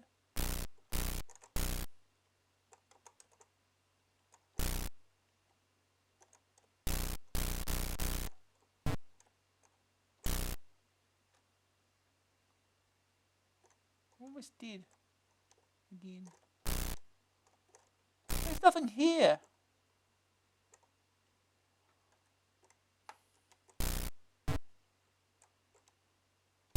Is there a thing on this wall here?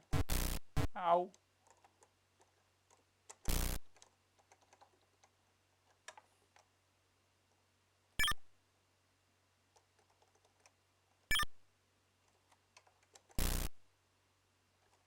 No.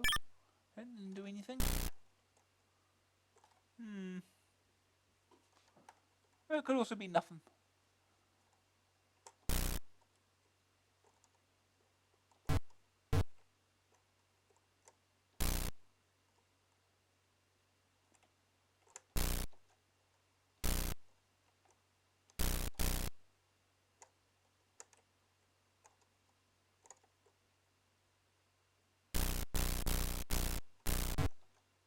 Where's a key? I haven't found any locked doors though. So. Light key.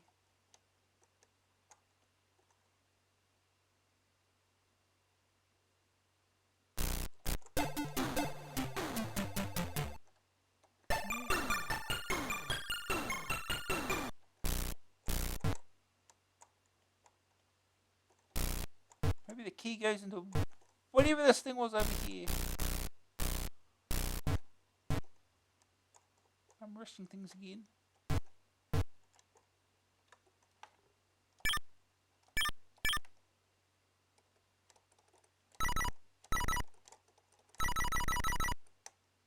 Okay, guess not.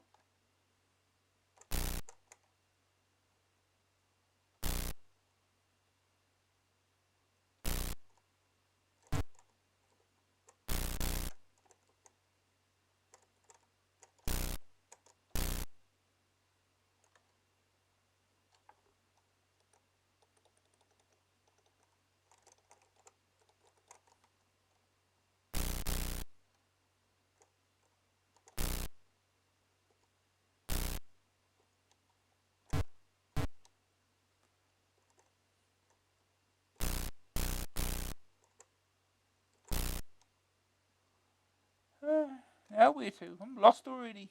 Again. Well, I'm not really lost. I know. We've just been here over and over. Not sure where else there is to go. There must be somewhere.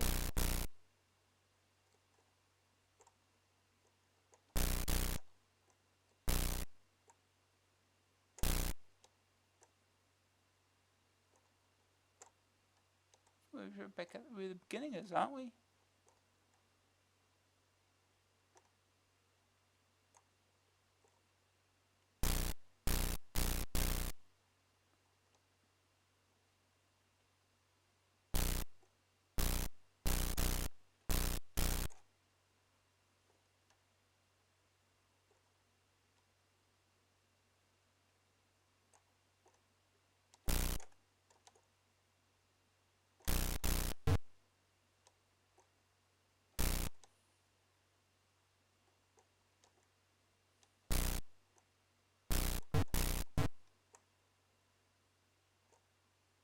Yeah, I think we've been here too. Yeah, we always did already.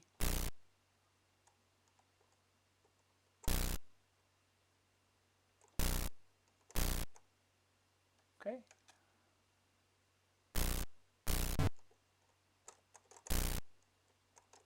Can't get over there.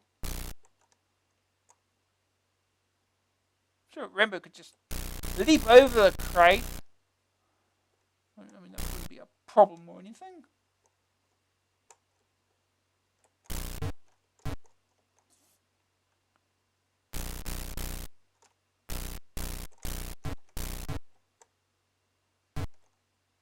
Oh, we can go this way. I think we've just been here anyway.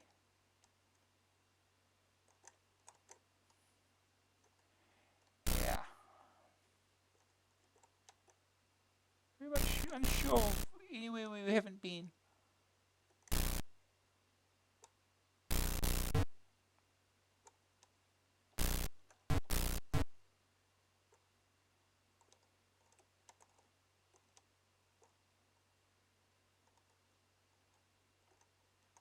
Can I pick up the rope?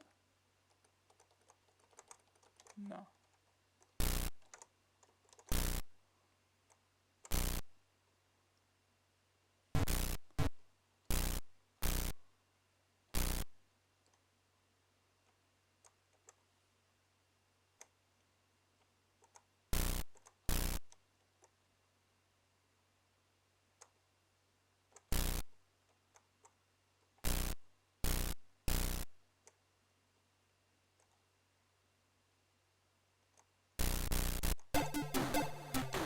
Yeah. Come on. We'll move on. Nearly 2 hours and we've only gone through 3 games. Anyway, it was the next game. Which is 4x4 off-road racing by Epix. $9.99 cassette, $14.99 disc, joystick keys. Jeeps and buggies all souped up. Thousands of horsepower unleashed in crazy contests over insane terrain. It's no longer just man against man, but a challenge to nature itself.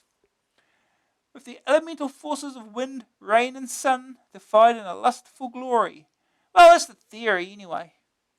If it's racing of that caliber you want, you'd do better to watch Grandstand, because it ain't here for sure.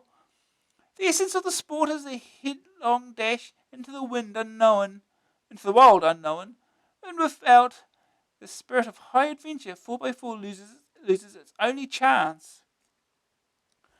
The game starts well enough as you first choose your vehicle, the course over which you will race.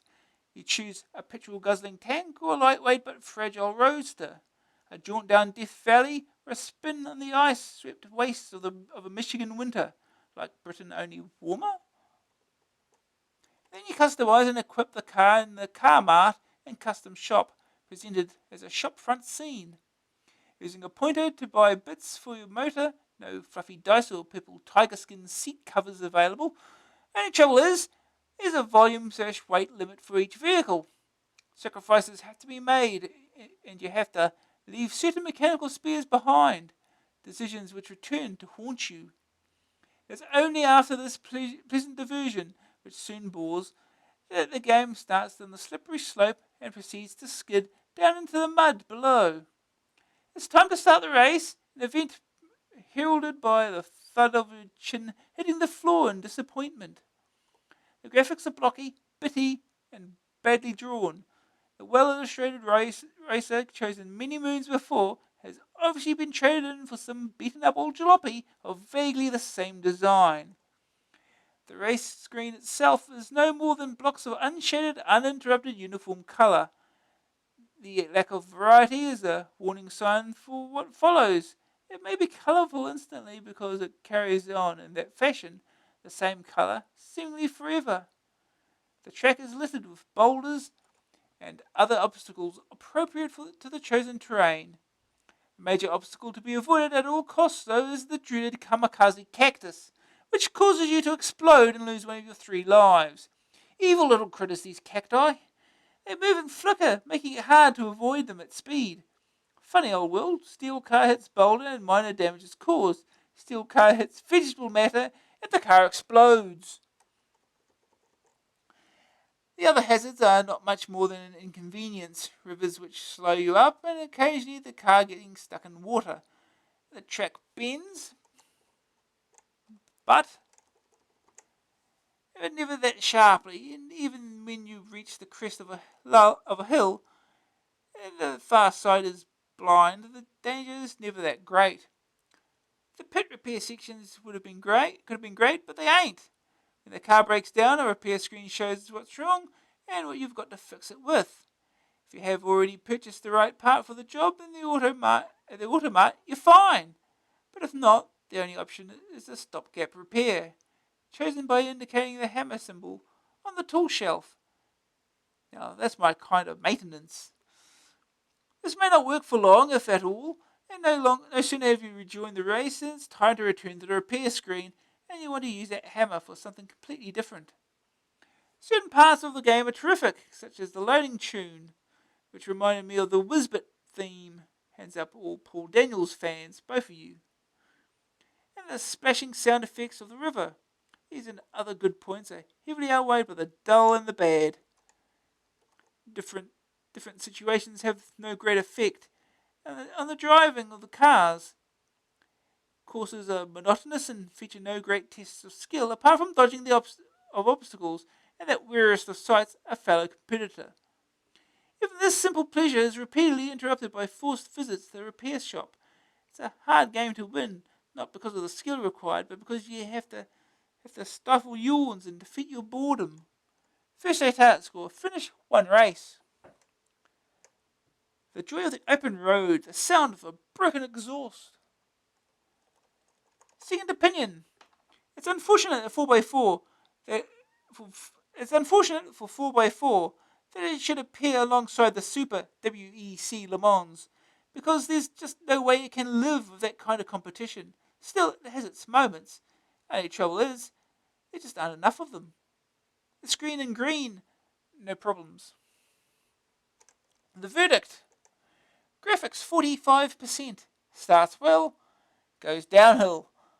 Sonic's 58%. Good fun and splashing fun. Okay. Grab factor 39%. Little instant appeal. Staying power 31%. Even less lasting appeal. A rating 45%. Good in places, but not in enough places. Huh?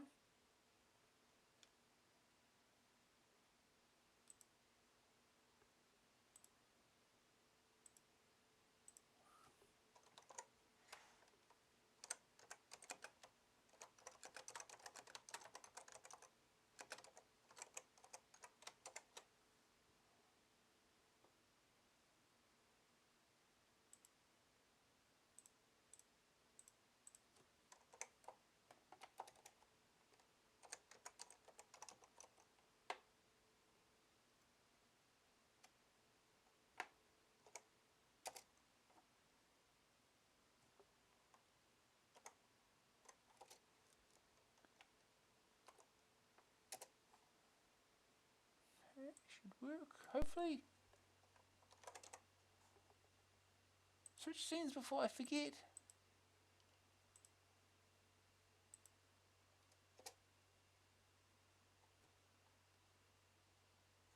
Right.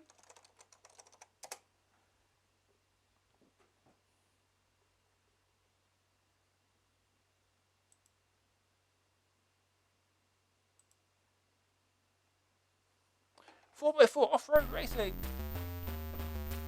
Great. Epic Stink. 988.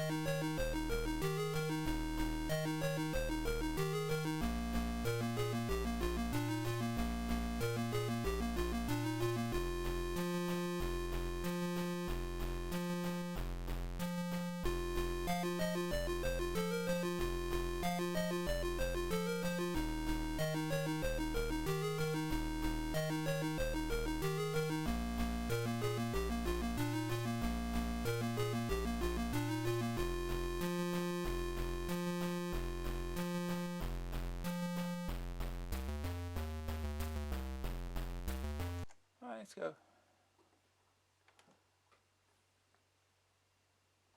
Select terrain. Baja, rough desert. Death Valley, desert. Georgia, mud and hills. Michigan, winter. You use the cursor keys there. You can't push 4 to select Michigan. Cox Motors, Stormtrooper. Move joystick to view another truck. It's fire to purchase.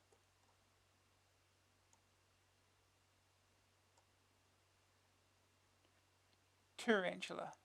It's a tarantula. Katana. Highlander. And Stormtrooper.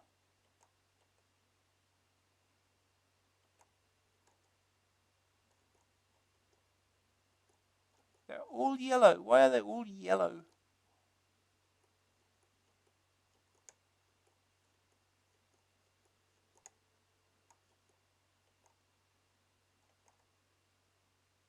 Right, let's go. Alright, Automart. Walk over. Go.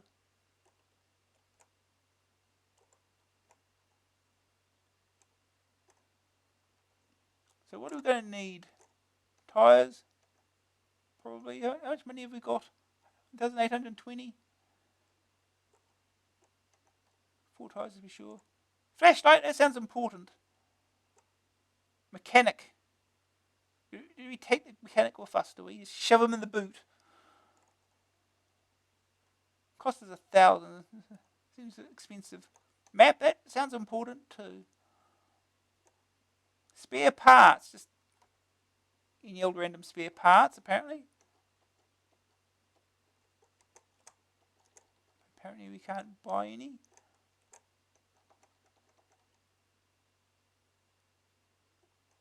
Gas. Again, this sounds important.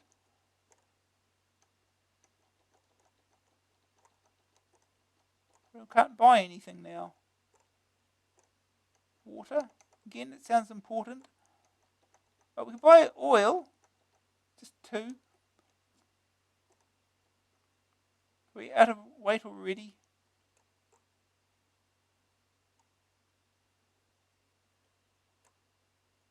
We have a weight limit, do we?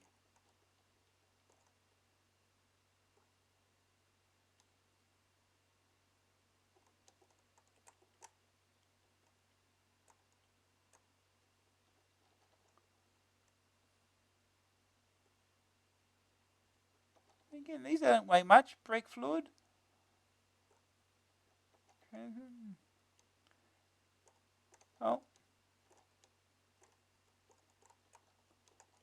Exit, I guess. Okay. Kawasaki, let the good times roll. Custom shop. Employees only. Sticker.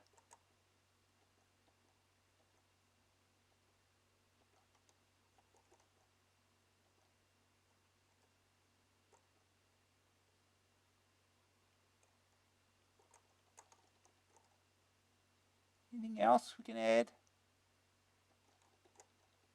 Apparently not. Okay. Let's go.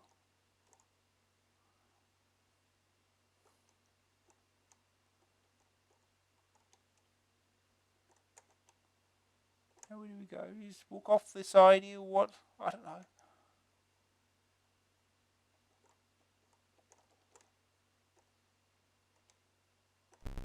Right. Oh, there's bump off that. It's one of those cactuses. Cacti. Oh,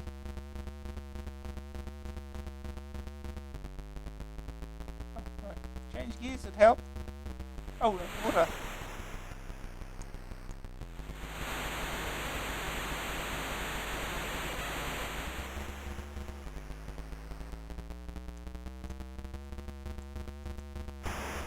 Oh, ah!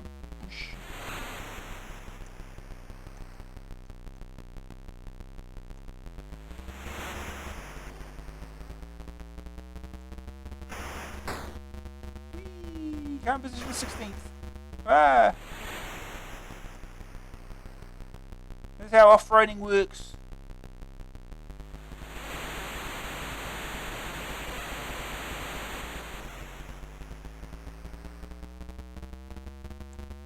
Oh, the corner. Ah. What is bold? No one maintains these roads at all, do they? There's a jump. That is a jump. Oh, missed that one. Two guys remaining.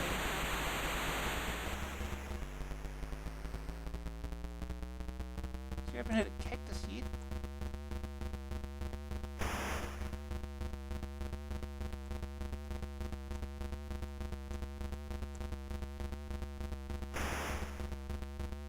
Right.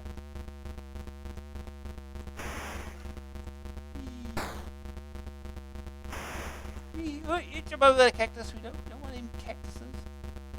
Oh, branching paths. I didn't know there were cactuses in didn't know there was cacti in Michigan either.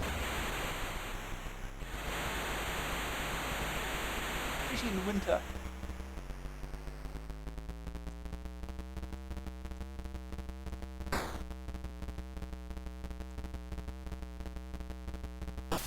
Oh. Get him away.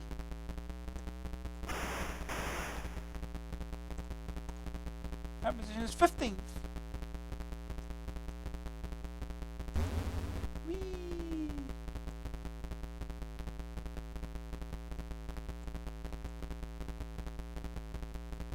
Slower now. That's not good. Not good. That was not much of a jump.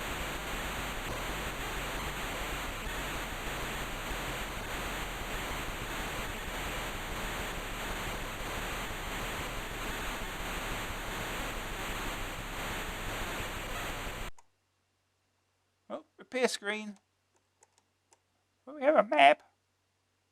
Fuel status, 0 cans on board, 61 gallons in tank.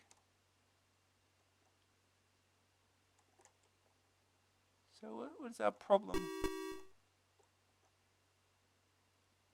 Electrical fault, parts needed, 1 battery, 1 spare part. Well,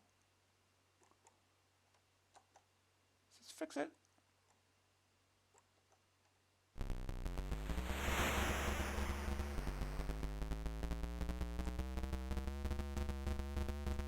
Don't have the spare battery. That would have been nice to be able to get one.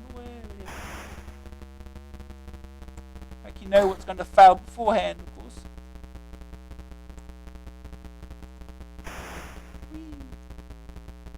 And the question is, how long is this track?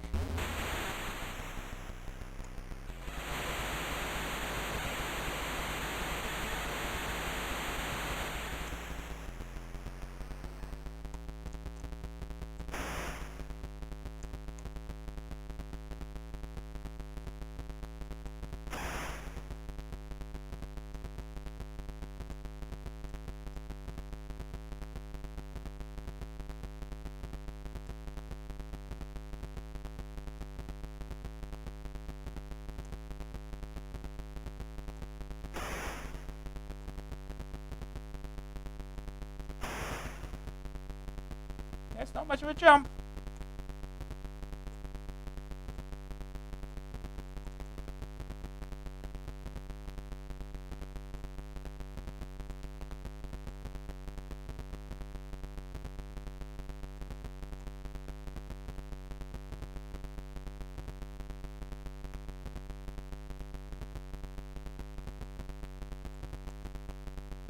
Fourteenth.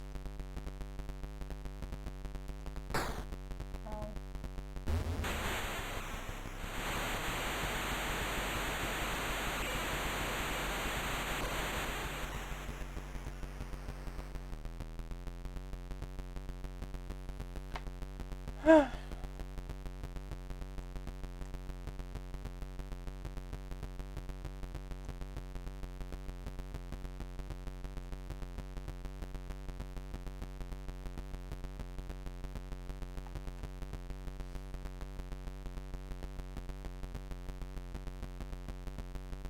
'Can't see nothing going down the hill. Ow.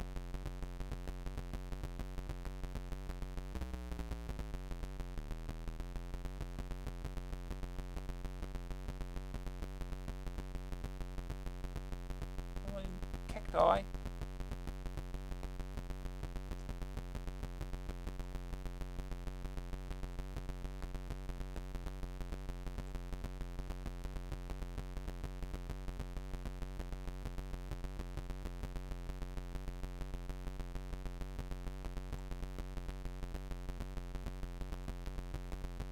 Oh, how long is this race, I wonder? Do you want to know? Oh, oh. We hit the end of something?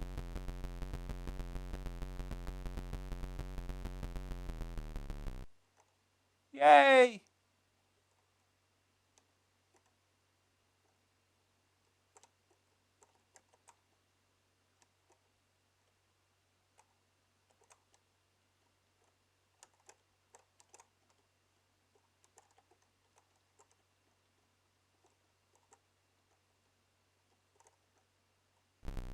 No, we just continue on.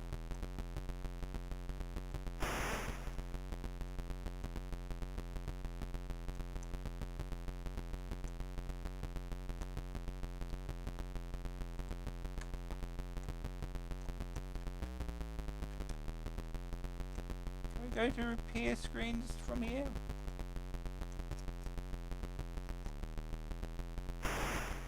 It's not.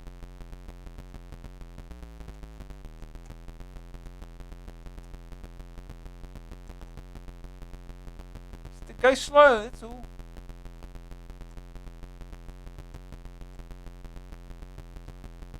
Yeah, this is not so exciting, is it now?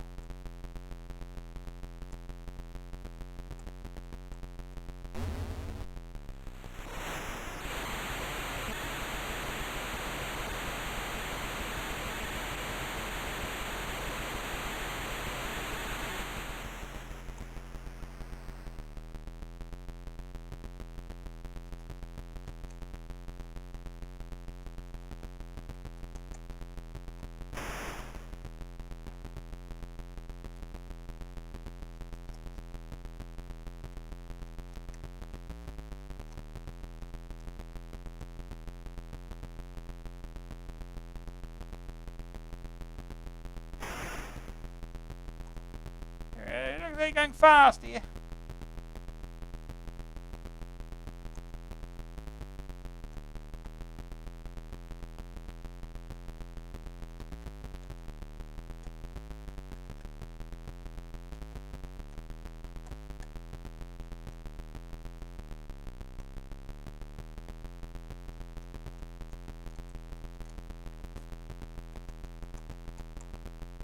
Rock, move away from the rock. Oh.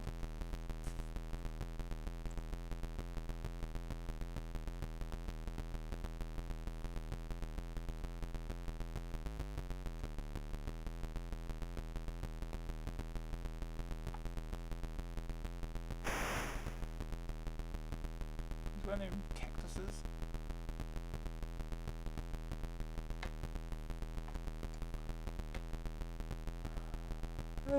It's exciting! Is that a cactus? It's gone. It's a cactus. Is that it? Yep, cactuses. Cacti make you explode. And you die! Apparently.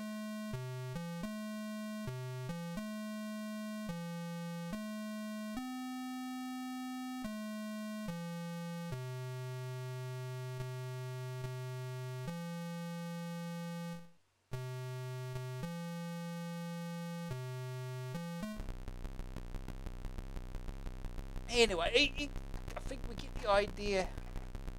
It's a long, boring race. We'll move on.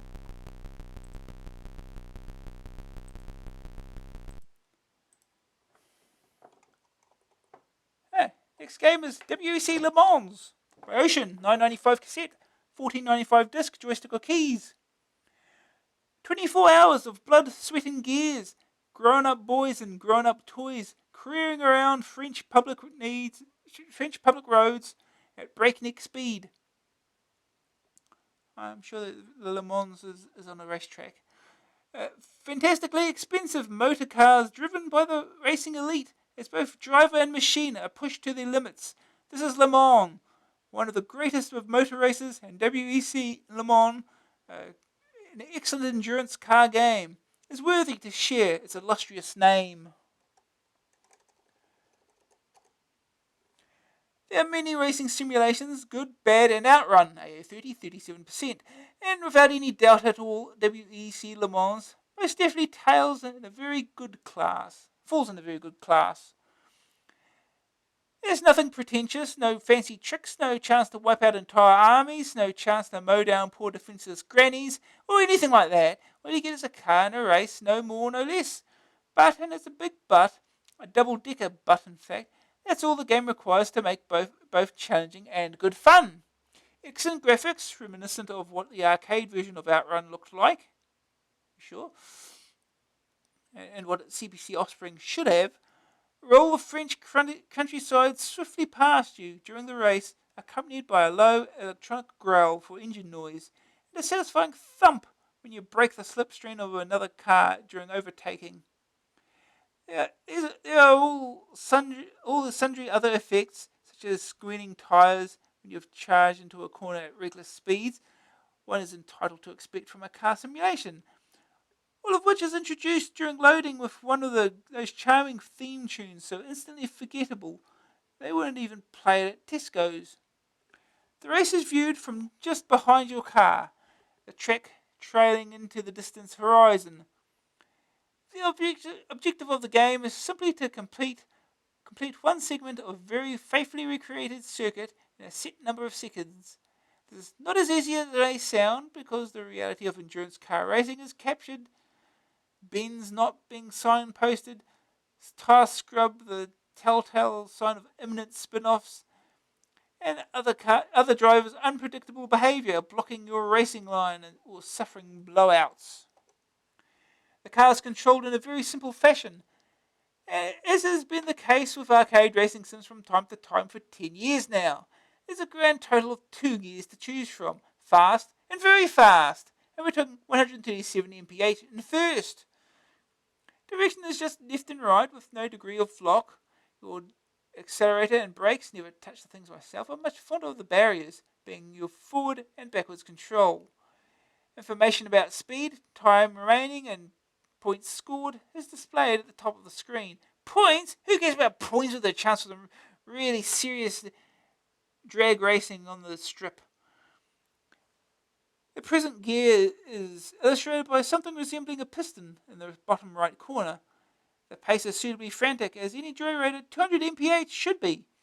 The first section contains the glorious Malsan Strait, making it the easiest and the fastest, while the later parts feature more tortuous corners.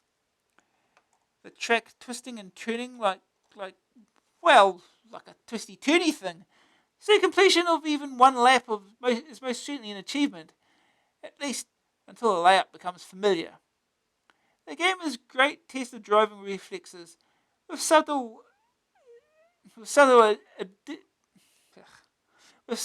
additions such as the drift experience when cornering too fast, which when used at the right time can be a handy overtaking ploy for those annoying Sunday-style drivers who continuously leap out of the foreground straight at your front bumper.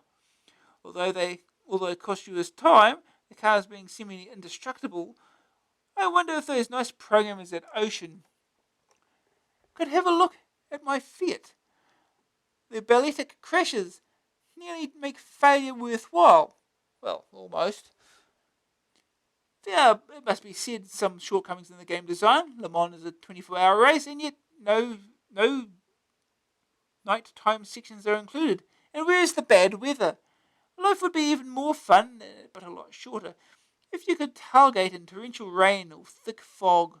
Thirdly, why has the car only got 2 gears when at least 5 would add to the realism and the skill level required to win the race? Because this is an arcade port, you idiot.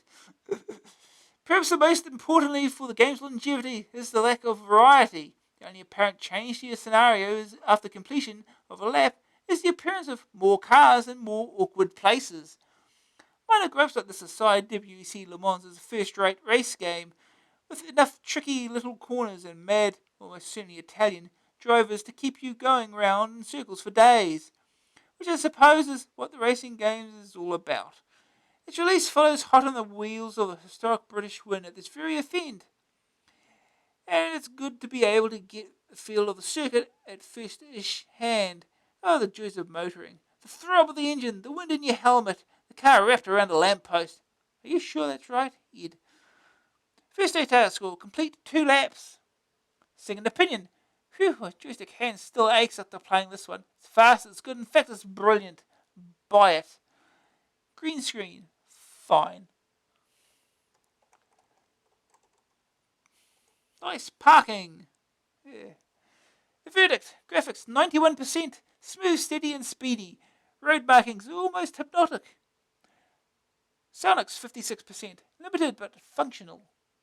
Grab factor 81%. Oh, go on, just one more lap. Staying power 64%. Gets repetitive. Gets trickier. AI rating 82%. Great game about a great race. Okay. More racing.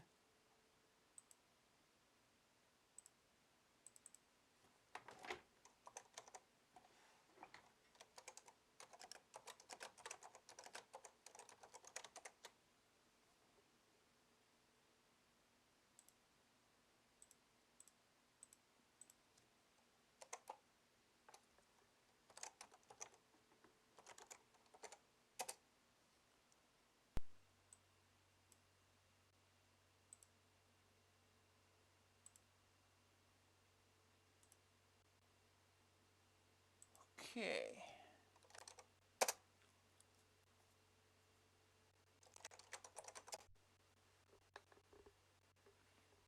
WEC Le Mans. Look at that Konami logo on the.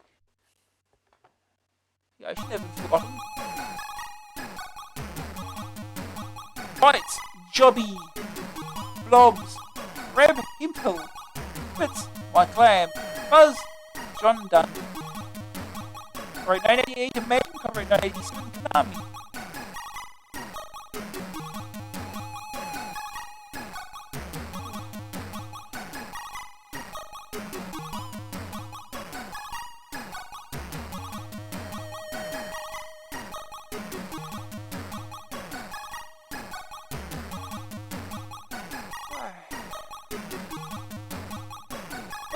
It's a little repetitive. So, prepare to start the race. Off we go. 3, 2, 1.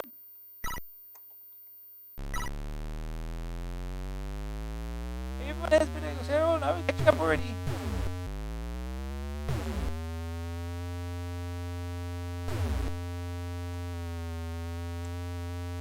Oh no. Oh!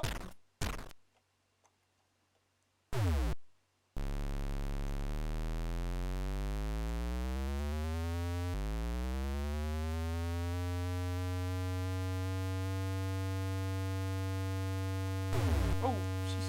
Off they go.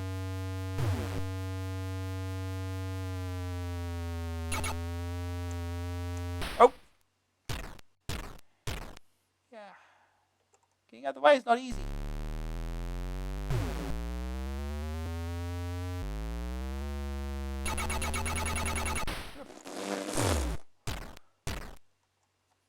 Maybe I should use the brake a bit more or something.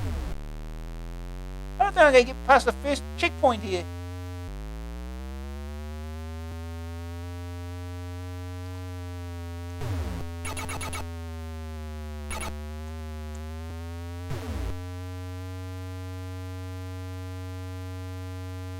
Oh, here we go.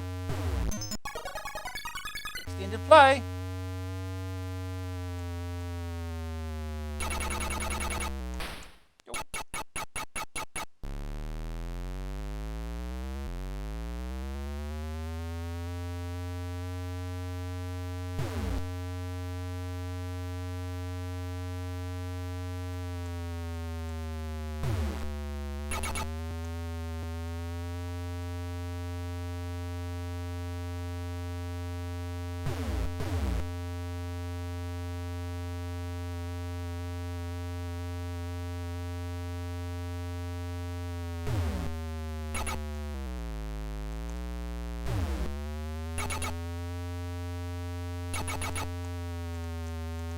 Go! It's bouncy.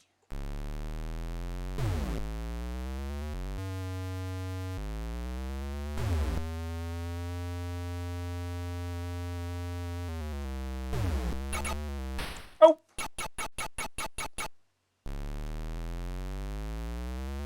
I think I'm anywhere near 500,000 somehow.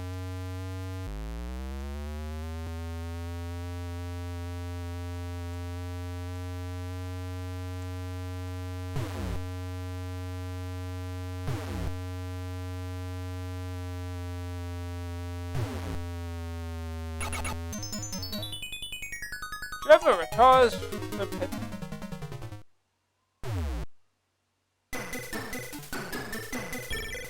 That's as far as we got.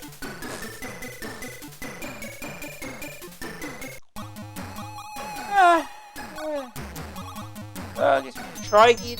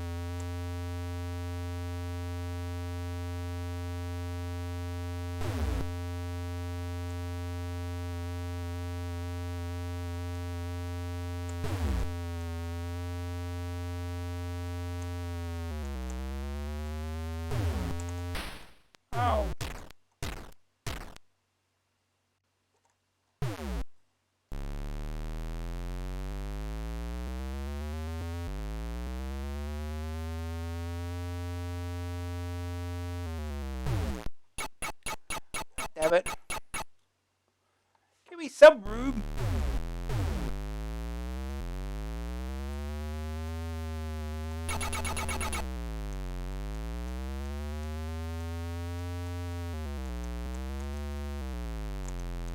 Oh!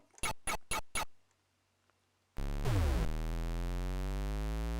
trying to be careful and still hit things.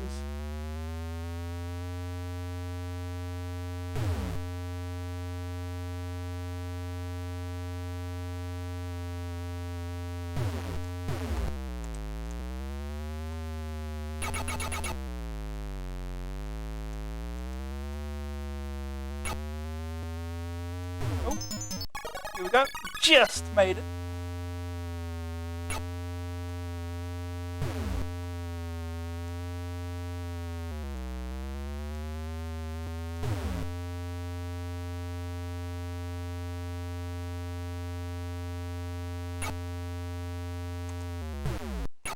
Wow.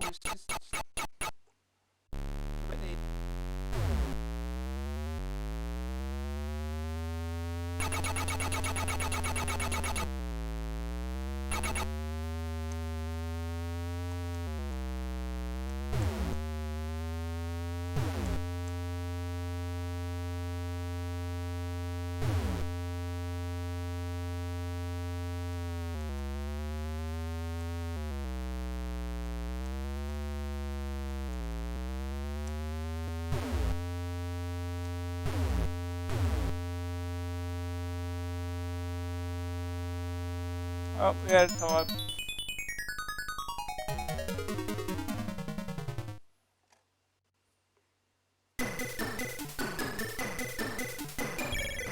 Almost.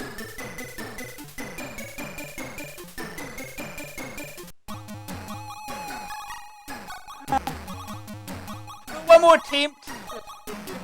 Get a lap done.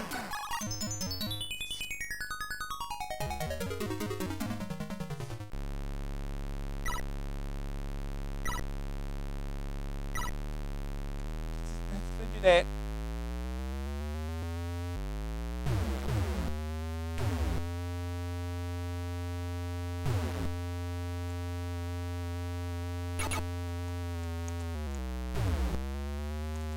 Oh, he just chinned right into me. Can we quit? Yes, we can.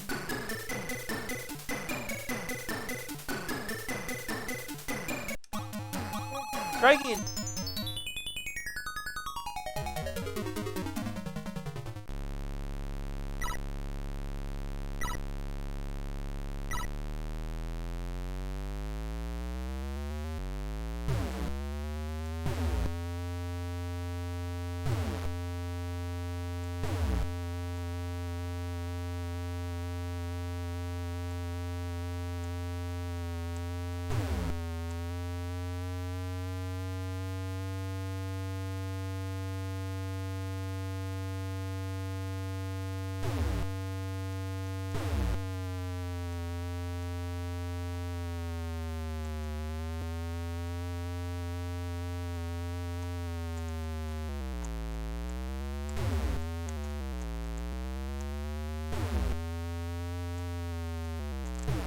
Oh.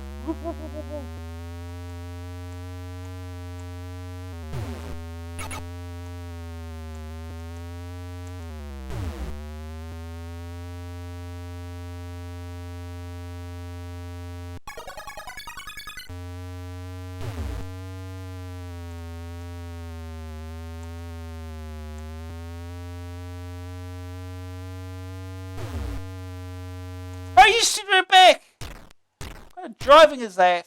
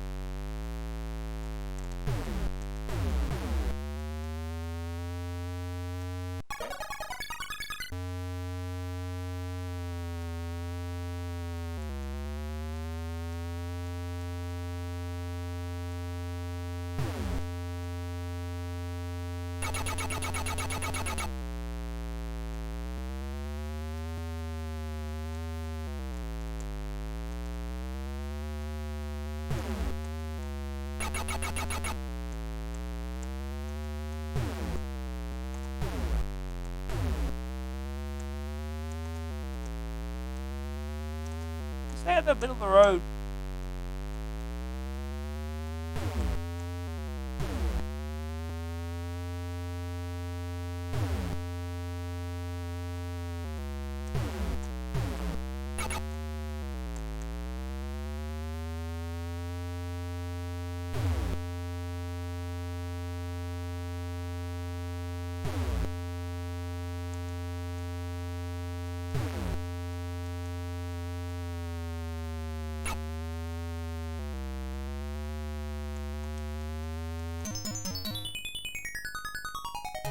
Wow. Still didn't make it.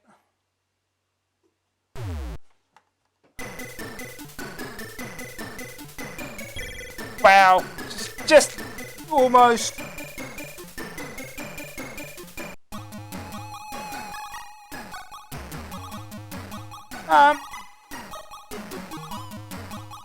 Let's move on.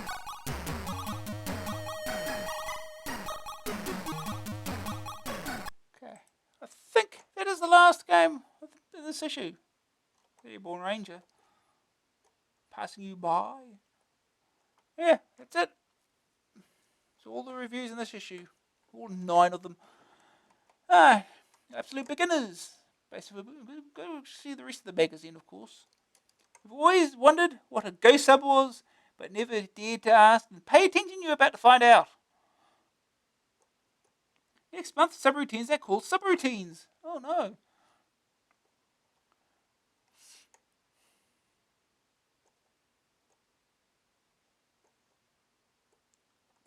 Arc Education, designed by experienced teachers for use in school and home. Wide range of programs for the Amstrad CPC, PCW, PC 1512, Atari ST. £9 cassette, £12 disc. Stating Amstrad model and child's age. The Atari ST is a funny Amstrad model then.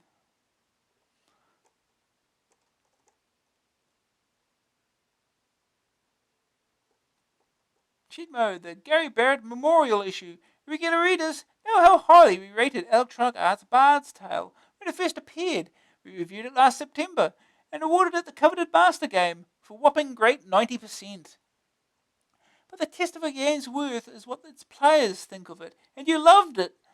We've been inundated with hints, maps, playing guides and requests, demands even, that we print Bard's Tale stuff.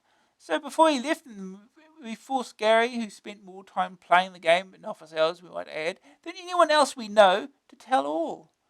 The Bard's Tale is published by Electronic Arts at $8.95 tape and $14.95 disc. A little bard told me, these messages are found throughout Skara Brae, in tunnels, tombs and towers. They're supposed to warn or help adventurers, but more often than not, are just plain confusing. Naturally, out of context, they lose meaning, but a long and careful reading reveals many clues. They could even save your life. Do not scry the first is lie. The third is passion if you have love in life.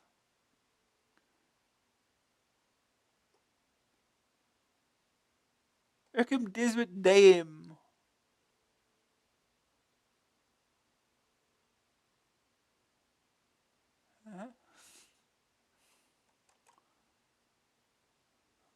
The AA Good Dungeon Guide. The map references in the list below are in northeast form, measured in 1 move per unit. So 3-2 means 3 moves north by 2 moves east. The points outlined are some, by no means all, of the key areas and items it is necessary to locate if wealth, fame and riches are to be yours in Skara Brae.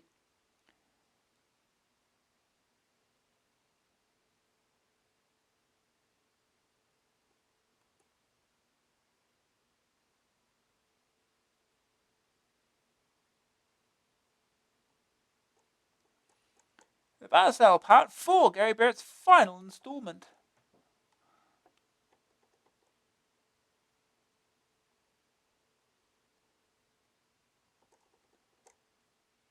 Uh-oh.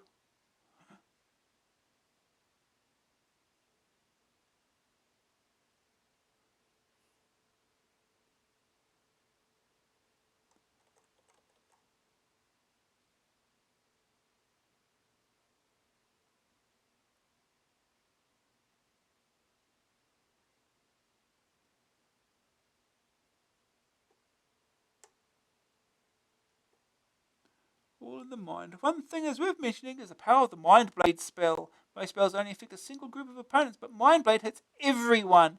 It does 10 to 40 damage to everyone, and if you have 2 or 3 characters capable of casting it, then very few things are going to live through the first onslaught. It's well worth remembering if you encounter 4 groups of 99 berserkers, because you could only hypnotic image 3 groups at best, and one of them is enough to wipe out the party.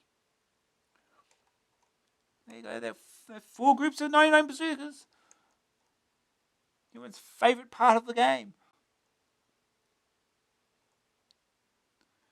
Done adventuring. There comes a time in everyone's life when it's time to settle down. So if you're ever wandering around Skara Brae and see a poor mage in tattered robes begging, be kind to him and give him some money. It might just be a retired guide who's fallen on hard times. You're fired, Ed. Buzztail, the disc poke. Now, disc owners of EA's Dungeon Bash can have mighty parties to make tape owners cry with envy.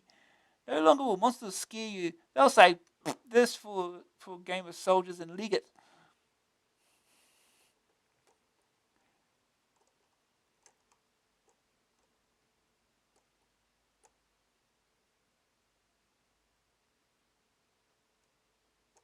It's a big listing. Very big listing.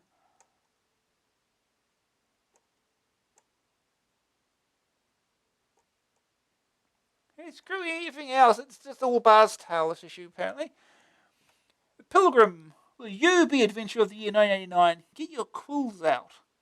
This month sees the second and final part of the great Amstrad Adventurer of the Year competition, the final part of the Paladin's Guide to Gnome Ranger, and a bumper clue pot for those who be well and truly stuck. Adventurer of the Year Part 2. Here goes with the final part of our Adventurer of the Year 1989 competition. Remember, to complete the entry form, you'll need a copy of last month's issue. The remainder of the questions are printed below. Don't worry if you can't answer all the questions, and not many people will be able to do that.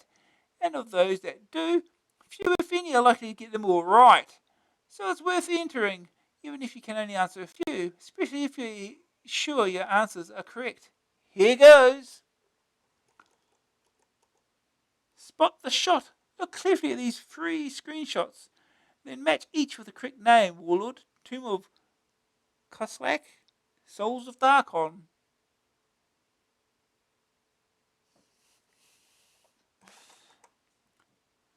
3. Down to the nitty gritty. A. What do the letters NPC stand for? B. What command is abbreviated to L? C. How do you solve a maze in which all the location descriptions are the same? D. How do you solve one in which all the location descriptions are slightly different? For extra points in this section, E. Name a game that has a maze as in C above. F. Name a game that has a maze as in D above. 4. Knowledge of adventures in the world at large. A. What do the letters RPG stand for? B. Which of the following games are not RPG influenced? 1. Bard's Tale. 2. Wizardry. 3. Mind Shadow. 4. Ultima 4. C. What machine does Scott Adams program his first game on? D. Who wrote the original version of Colossal Adventure? And E. In which language was it written? F. What does MUD stand for? G. Where would you log into Shades? 5. Solving the puzzle. A. How many objects do you need to get the Babelfish? B. What is the password for the Mad God's Temple? C. How do you get past Tarzan? D. What's the ideal setting for Chinese food? E. What objects do you need to raise the boards? F. What do you give the woman in Rick's Cafe? 6. Which was the first? A. Level 9 game to have graphics. B. RPG-based game for the Amstrad CPC computers. C. Infocom game. D. Magnetic Scrolls game. E. Takeoff of the Hobbit. F. Game with interactive characters released by UK Software House. G. Adventure game with graphics released by UK Software House. And for extra points in this section, H. Who programmed 6C? C. 7C screenshots on the left there. We need to be in there. And you can win this trophy. You can even set it alight.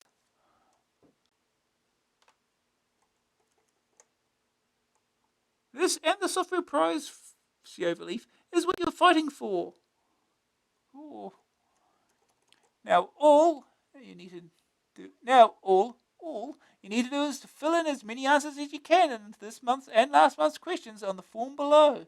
Before you do, check out the full list of prizes and the rules on the page opposite. P.S. One more thing. Good luck. Closing date for entries is April 5th, 1989. Oh, the tiebreaker. Thorin finally stopped singing about gold because... Phone, if you have one. The prizes. There will be 3 winners. 1 taking first prize and the title Amstrad Adventure of the Year, plus 2 runners-up. The first prize, the Amstrad Adventure of the Year, will be invited to attend a special ceremony in London with travel expenses paid, where he or she will be presented with the AAY 89 trophy by Anita Sinclair of Magnetic Scrolls. In addition, the prize winner will win the entire collection of state-of-the-art Magnetic Scrolls software, plus every Magnetic Scrolls release for the Amstrad CPC range over the coming year, completely free of charge. And you get a fabulous lunch with the infamous Pilgrim as well, who will offer the winner the ultimate reward, contributing to this column. So you get not only fortune, but fame and food. And for the runners-up, the 2 runners-up will each receive Rainbird software tokens to the value of £30 each, which they can redeem for any Rainbird titles they choose. Note, Magnetic Scrolls software is compatible with 6128 only in the event that the first prize winner does not own a 6128. It will offer a £100 Rainbird software token instead. Magnetic Scrolls game The Pawn was recently voted most popular adventure of all time in a poll of ACE, never heard of it, Ed, adventure readers. Anita Sinclair will be presenting the trophy to the winner and showing him or her around the Magnetic Scrolls programming hothouse. Other readers can find out all about it when we report in detail on the event, including letting you all in on some of Magnetic Scrolls programming secrets. In next month's dazzling column, 2 whole pages of tips on the games you just can't solve, plus the Pilgrim's Guide to games you have to have. Don't dare miss it. Here's your rules. Employees of Future Publishing, Telecom Soft, Magnetic Scrolls, and any company involved in the sale and distribution of Amstrad Action magazine are not eligible for entry. 2. Closing date, April 5th, 1989. 3. The decision of the judges is final and no correspondence will be entered into. 4. Only 1 entry per household. 5. No purchase of Amstrad Action magazine is necessary and photocopies of the form are acceptable. 6. The first, second, and third prizes will be awarded to the 3 entries drawn from those received prior to the closing date and featuring the greatest number of correct answers. In the event of a draw, the prizes will be decided on the humour and originality of the tiebreakers, as decided by the judges. The Player's Guide to Gnome Ranger Part 4 by the Paladin.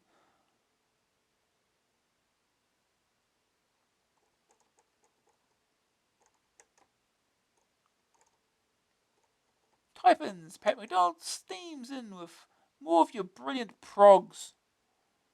Multi-fods. It's not that big. 35,000 people demand to see your program immediately. Send us your latest and greatest programming masterpiece and you can share it with 35,000 people and earn yourself as much as £100 into the bargain. Everything that appears in this section of the magazine is paid for, and £10 is the very least we pay. So get to it! Send only your own original unpublished work, enclose a covering letter with a short explanation of what your program does. Rem statements make the program easier to understand. Use lowercase rather than capitals for variable names. Do not use as variable names letters that look like numbers, O and 0, for instance, or I and 1. If you are writing a machine code, it would be very helpful to your readers if you include a checksum routine. Structure your program, divide it into sensible procedures. Avoid long multi-statements. Short lines make debugging easier. Shouldn't you be debugging it before you publish it? Test your program thoroughly. When you think it's completely foolproof and perfect, try it out on a friend. Offer them 10p for every bug or problem they find. Make sure your name and address is on every single disc, cassette, or slip of paper you send us. You won't believe how many items we have received that become separated from their covering letter and can then never be reunited.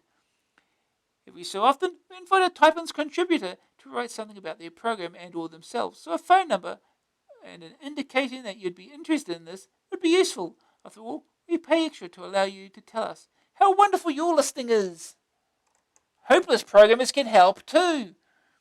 But you needn't be a programming genius to help us out. Even if you don't have a wonderful listing for us, you can still play your part in Typins. Sometimes a good idea for a program can be just what is needed to set one of the readers off. So if you have a particular program or idea for an application, share it with us. Send it to the address above. After all, we know thousands and thousands of the best Amstrad programmers around. The guitar trainer. When Mike Roke isn't busy at the United Mission to Kathmandu, honest, he likes to relax by practicing the guitar. In order to train his ear better, he wrote this little program, which could well prove more useful than the average type-in. To use it, just enter whether you're a right or left-handed guitarist. The program then plays the tones and displays the fingering chord for that tone. You have to enter what you think it is. A, B sharp, F, or whatever. Note that the other keys are disabled, so any mistakes are yours. Brainbox. Alan MacDonald of the Isle of Lewis has put thought into his programming. Rather than write a one-off quiz program, he wondered, why not do one that can be altered to whatever subject you want? And so Brainbox was born. It's a geography test, but changing it to cover another area is easy. Full details below. To take a test, just run the program, and at the end of the program, it tells you how well you did.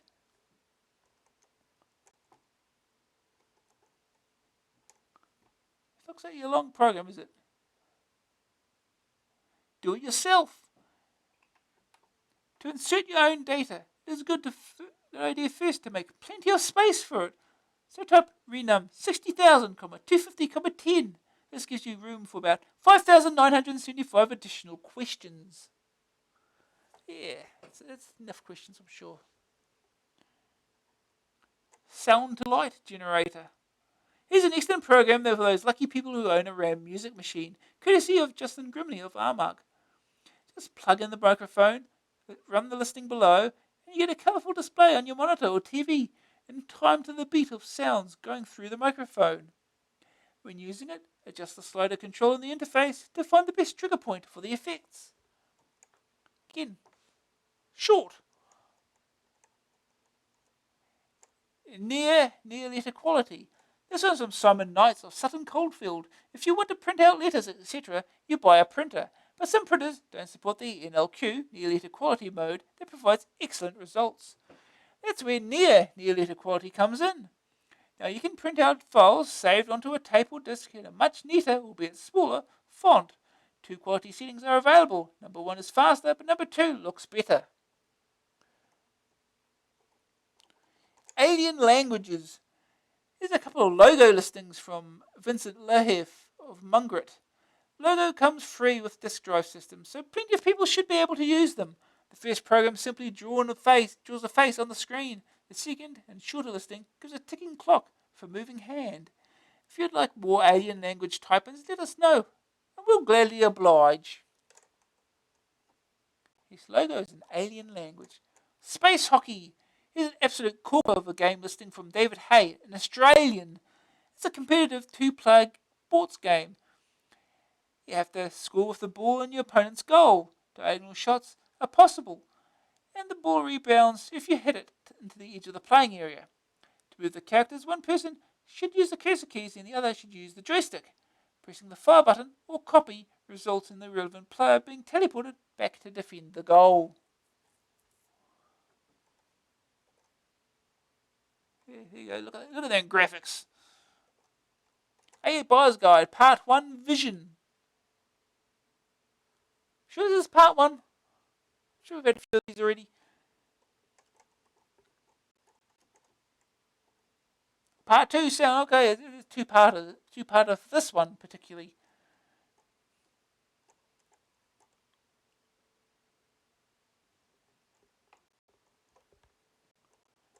Okay, Afterthought. Don't miss the Amstrad Action packed issue out on March 9th. The CPC character set, number 3. The would-be magazine writer. Ignoring the fact that he has no experience to speak of, a hilariously inadequate technical knowledge, and a general vocabulary only slightly larger than the Hobbit adventure game, he decides to become a computer magazine writer. He would be a journalist, but he can't spell that. Inspired by the fact that he once had printed in AA a letter and a solution for an adventure game that was only a couple of years out of date and mostly wrong, he decides he's got what it takes.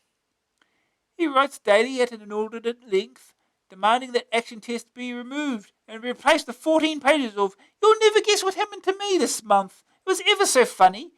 He's too impatient to wait for the editorial go-ahead, which is a little slow in coming for some reason, so he'll write the first year's worth and make a good impression. Waiting the 5 minutes for Mini Office to load on tape can be boring. When the 1 pounder word starts coming in, he'll upgrade to Easy Am's word and start some serious word processing. Who knows? He may even buy a disk drive. When he's not hunched over his keyboard, you'll find him hanging around the mag section in W.H. Smith, hoping he'll spot someone reading AA. Aha! There's one! No hope of escape, the accidental bump, the apology, the casual, "You read AA? So do I!" And then the clincher, the line about being in the biz. Before he can say Alan Sugar, he'll have given a detailed account of how he single-handedly runs the mag, except for the mistakes, of course. What mistakes, Ed? And insists on forcing upon the hapless victim his misspelt autograph. Another pastime is doing the rounds of computer and electrical shops, at least the ones he's not barred from. He thinks nothing of interrupting some hapless salesman's spiel and offering his own independent expert advice to a decreasingly interested customer who has just remembered an urgent appointment elsewhere. He's happy in his own strange way. Soon, of course, the call-up will come. Any day now. Any day. Tomorrow, perhaps. Yes, we know we promised a technical type this month, but Andrew Perry, who earns himself £25 in our undying gratitude, we're forever in your debt, Andrew, and we mean that most literally, saved us the bother of writing one with this sharply observed contribution. But for next month, we promise, I hope. Avoid the queues. Please reserve me one copy of the April Amstrad Action, due out on 9th March. Next month's packed issue includes reviews of Database's new educational program and a £100 betting package, heaps of red-hot games reviews, plus all the regulars and 1 or 2 special surprises. Translation: how the blank can we fill all those pages? And if you've been having problems getting your hands on a copy, why not reserve one? Your newsagents will be ever so glad to oblige. Just hand him or her this reservation slip and make life a little easier. Where's that sad mug again? Oh. Amstrad Action Special Offers section. Excellent reasons for subscribing to AA now. Receive your magazine before it hits the shops and sells out. And get £20 worth of Amstrad Action Special Offer vouchers. Subscribe to Amstrad Action for £16.50 and you'll receive 12 issues worth £20 worth of vouchers, plus £20 worth of vouchers. See page 74 for details of voucher scheme. Got highlighter pens, just what you always wanted. Here's a t-shirt, still there. £3.50 for a t-shirt. T-shirts were cheap back then. AA dust covers, 2-piece set only, $6.95.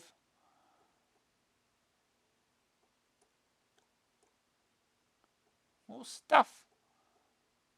Save £10, look over page for details.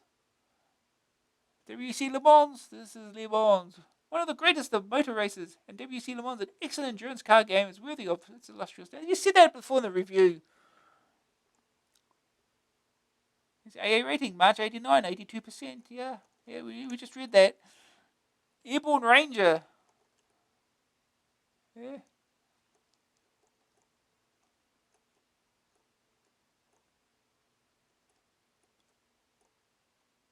The greatest sports compilation ever.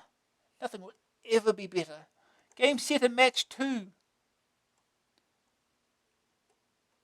Featuring all these fantastic games. In one brilliant pack. $17.95 disc, $12.95 cassette. There's WC Le Mans 24. WC Le Mans is the 24-hour World Endurance Championship. All other races pale in comparison. No other race challenges a driver physically or emotionally as WC Le Mans 24. The racer must push himself and his car far beyond limits required by any other race. He must use his sixth sense as he becomes one with a machine which is perilously insensitive to human frailties.